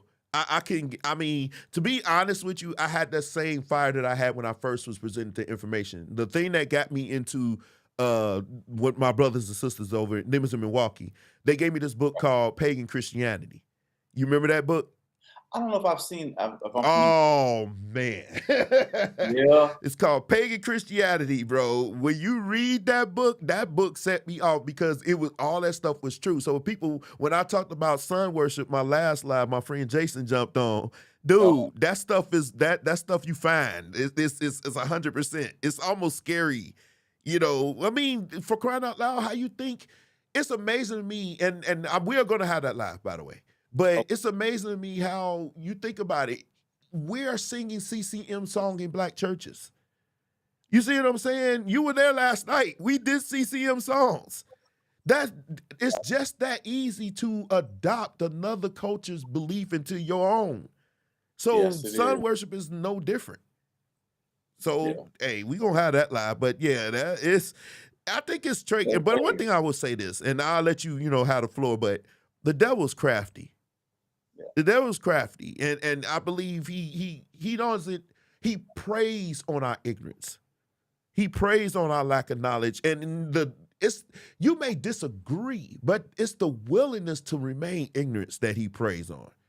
Yeah, and I think that's the biggest issue, and I think this KYRIE issue has awakened a lot of us and people that didn't know.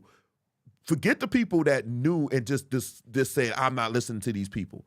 Right. It has awakened a lot of people to something that they did not want to see.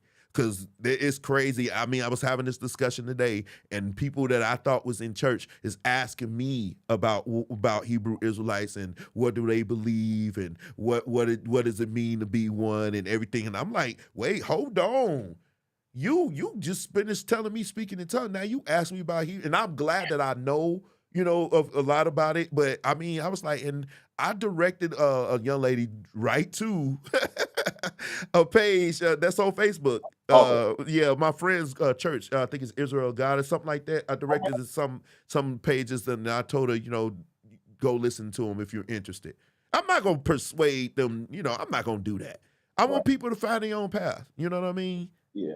I respect, and I like that. I try to be like that, take that same mantra. When people ask me, I do try to give them some sort of, understanding, or at least direction, but I certainly make sure that I'm not overbearing. You know what I'm saying? Like you try to make sure you're centered. You know what I'm saying? And I think that's really important, because it'll be very easy for people to falsely diagnose you as extreme if you want to say it like that. But yeah, now I've noticed the same thing, man. My cousin's family, man, we got a couple different group chats, and they're talking about it. It's not even me, bro. You would think it would be me. No, they're talking about like, man, what does this mean? I read about that, and I just chime in. You know what I'm saying? Yeah, like you said, just try to maybe give some direction, throw some things out there, see how they chew it up. But there is an awakening, bro, because there's a reconciliation that has to happen, and the Most High is going to do it. But He's causing some things to surface. I mean, in the last 10 years, I've heard the word reparations more than I had in my previous 30. You know what I'm saying? Because there's something that's going on here, and you just want to make sure you're on the right side of the fence. So I just encourage anybody who's watching this to look into that movie. You know what I'm saying? And don't look at it in your traditional Christian eyes. Just say, hey, this is the word. If it is the final authority, let me take it, take what it says as that. And so let me adapt myself to where it is, and try and stop trying to bring it down to where I am. And I like that you said that. And I'm gonna let you go, but I want to ask you a question. Okay.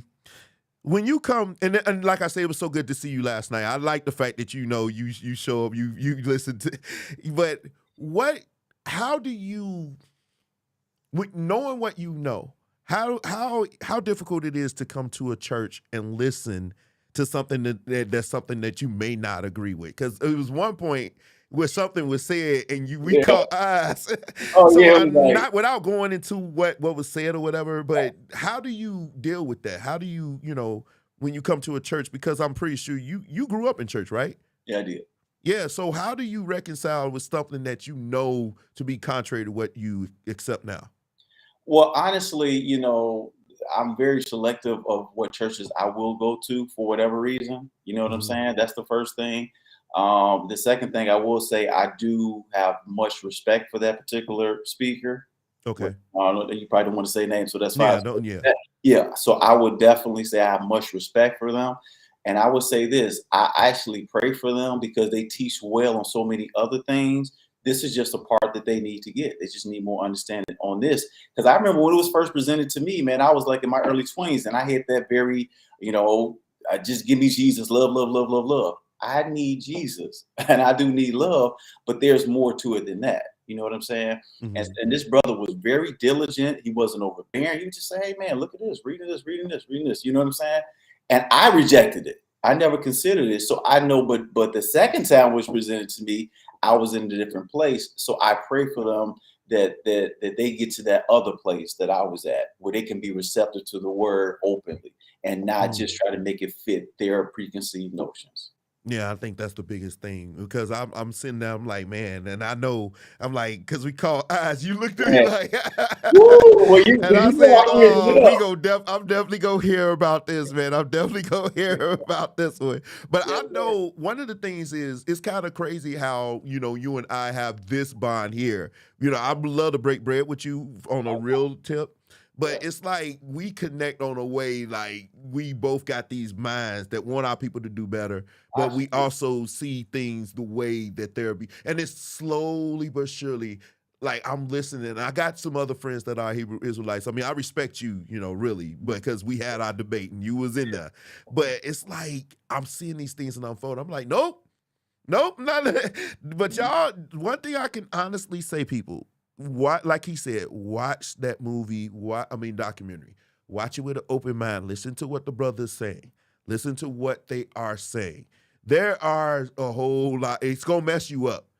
But see, I think our biggest issue, don't be so married to something that you're not ready to receive other information. Those of us who have transcended to another level of understanding, we couldn't have gotten there with a closed mind. You couldn't be where you are, Chris, with a closed mind. I couldn't come where I am with a closed mind. I think you need a closed mind. And after, then you pray and hopefully God leads you whatever direction he's going to lead you, and I'm thinking that I won't force you. Now, Chris is not going to force you, but please watch this movie. And here's the crazy thing, and then I will let you go, I promise you. All good. The drummer actually hit me today. And asking for the link for that, not the drummer from last night. We know we got two drummers, and the one from the early morning, he hit me up, wanting me to send him the link. Wow! He asked me to send him the link to. It is crazy how that's the biggest thing, y'all. That's the biggest thing. This movie was supposed to die in 2018. Here 4 years later. Now you know numerology, right? Have you followed it? Yeah. I don't want to go that deep. Do we want to go that deep tonight? In terms of what 4 represents? Yeah. Come on, hit us with it, man. I looked it up earlier, but I can't remember. 4. Wait, I can't remember. Dang. Oh, that's what it means. That's what I can't remember. 4 is a number of order. Order instruction. Okay. So it's almost prophetic. It's time for us to not be so chaotic. I just said this. Come on, man. I just said this earlier. I just said it's time for us to unify and to come together. 4 is the number. 4 years since this thing was released. Now, 4 years later, here we are. Yeah. So here's the thing, I'm just about unity. So whether we all believe this, if you can actually believe this without necessarily subscribing to keeping the Sabbaths. That's keeping. Man, forget the Sabbath. They be working me like a slave. I need to rest. Yeah. But you can actually believe you are that without necessarily subscribing totally to keeping all the commandments. That's something that you have to learn, and something that somebody should teach you. But this was not. I don't even think he said this in the end. He did say something about keeping the commandments in the very end. But the information is the part that I want people to grab. Right. I can't lead you. I can't force you to get saved in the Pentecostal church, and I can't force you to keep the commandments as someone that believes that you're supposed to keep the commandments. I can't force you to do that. But what I can tell you to do is this is prophetic. 4 years later, it's time for us to unify. That's bottom line. Period. It's prophetic. It's time for structure and order with the people, God's people. Very good. Very good. And I like that word you use, man, awakening. Ezekiel 37, man, I heard that taught so many different times. But, man, God was talking about this awakening that was going to happen at the end times when these people who the world of, and he had to speak life to it, but bit by bit, they were coming back together. And like you said, that structure, say into the bones, say into the sinews, say into the meat, say into the body, you know what I'm saying? I'll breathe life into it. It's going to happen. That much I'm sure of. Whether I believe it, whether you do or not, there's an awakening and a reunification that's going to happen, because contrary to what some people know or maybe even understand, we weren't even always this divided. If you talk to somebody who was born in the early 1900s, some of my older great aunts before they passed on, and uncles and family and all of this, we were tight back then. That's how Dr. Even in the 70s, though. Come on, you know what I'm saying? Yeah. Dr. King, Marcus Garvey, all these different. That's how they was able to unite us, because that's what I want to tell you. Thank you for bringing. Dude, they went at Marcus Garvey for the same thing. Marcus, that's my favorite hero. Everybody know Marcus Garvey's been. Dude, I read that today. They ripped up Marcus Garvey. They ripped him up for saying some of the same things that was in that movie. Come on, it's crazy, man. Dude, Because my understanding, I said that should tell us all something, because I think he had worked out with it, had some ships taking us back to Libya. It's like, let's reunite and get this thing back where we need to get it. And they weren't having it. They made him out to be some like crazy dude or something. No, that man had a lot of wisdom and understanding, and they didn't like the agenda he was on. So they and they tried to ruin him, and just like they pretty much did. Whoa, that is kind of crazy. Like everybody who tried to do it, they try to ruin their name or assassinate them. Let's hope that doesn't happen. Because this book, dude, do you know this became the #1 stream movie on Amazon? Really? Over the last wow, I had not heard that. Somebody posted it in the group, and I went and looked, dude. It was at that point when I looked, it was in the top 10 streamed things on Amazon. That's amazing. That's crazy. He was being interviewed by somebody. I watched him. He was being the guy that wrote the book and did the movie. He was being interviewed. He was like, he didn't even know it was going to reach like that, you know. But he saw that KYRIE. He said, man, that means if KYRIE found out about it, that means it's reaching circles, dude. It's crazy. Yeah. It is crazy, bro. It's how this is happening, but. Hey, dude, we need to come together. Next week, I got something fun, though. We got to do the dating pool thing next week, you know, so we going to have fun with that. But I definitely want to do more serious topics like this. It's time for us to have more conversations like this. To people that watched, I thank you. But me and Chris, you know, we could talk about this all night, and we have last time. So it was crazy. But I need you for next week because I like your perspective. You have to see this movie now. What movie are you talking about, Scrutinize? You talking about the one we're talking about? You talking about the movie we're talking about? Let me know real quick. But yeah, next week we're gonna do that dating pool because I know you've seen it. The people on here saying, "Oh, the dating pool is P or you know it's SE or something like that," and I'm like, "Oh." So when I saw that and somebody posted that, I was like, "Okay, this is bullshit."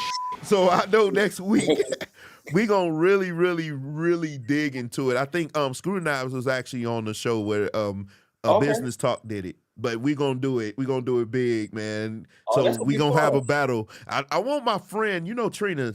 Trina's gonna. I'm gonna try to get Trina on. I'm gonna try to get a couple of more ladies on here. I want it to be a knockout. I want y'all to go at it. Hey, I'm gonna be a little more open, but I think that the dating pool, you know, we'll talk about that next week. You can say something about it. Yeah, I think the dating pool. I think honestly, we can trash each other. What I think is that there's a huge misunderstanding, and it has created this gap. You know, women think that men think like they do, and then vice versa. You know, women were trained to be masculine, men were trained. I was taught, man, that you know what, my strength is in being emotional, tap to my emotions. I was totally. I mean, I'm angry that somebody. I'm like, what? It's okay for me they tried to mess you up. And you know your light skin don't help you. You know what I'm saying?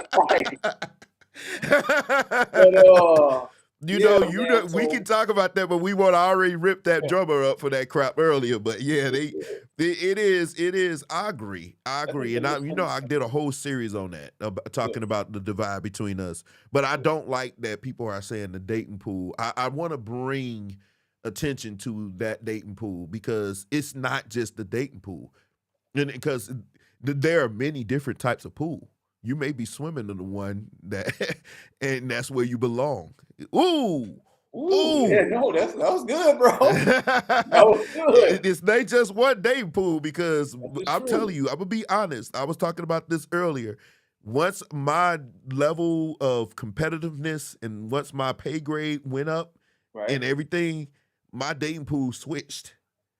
You see what I'm saying? So now you are able to gain the attention and respect of women that you didn't think you could get at a lower level. Okay. So, and I say the problem is, I feel, not to touch into the next week, but the problem I feel is men level up. We know we have to. Yeah. And I feel that some of the same women, not all, but some of the same women that say the dating pool is P, it's only P because you're there. So, hey, you said it. All right. That was beautiful. But hey, Chris, I'm gonna let you go, brother, man. Hey, don't log off. Go to the green room. I want to ask you something real quick. I bet. Okay, cool. So that was Chris, man. That's my dude, man. Look, I've really, really come to respect him, to be honest with you. Like, for real. I believe when we break bread, it's gonna be epic because he knows so much about this stuff. He's so wise about this, and he always give me different perspective, and I like that. Kevin Hayden sent me something that that I really admire him too. But he sent me something I'm going to post next week, and it's saying if you want to be better, you got to be around people that are smarter than you, and as smarter. Iron sharpens iron. You can't grow somewhere. You can't grow as an individual if you keep hanging around people who are lower intellectual and don't want to grow. And I'm thanking God that He's sending people in my life that are smart, both female and male, that are smart, that are intelligent, that know the word, and they guide me, believe it or not, in ways that they don't even know. You know, they keep me rooted and keep me sharp. And I really, really thank God for these people in my life. I really thank God for you. You know, thank you guys for joining me. I know this was a good topic. I know we talked about it and we dealt with it. But if you have any comments that you want to discuss about it, let me know. Hit my inbox. We're going to jump off of here. Next week, we cover the dating pool, and I got a couple of things to add. Now, if you want Preachers Gone Wild, listen, have it to me by Sunday night, okay? Because that's why I do the edits.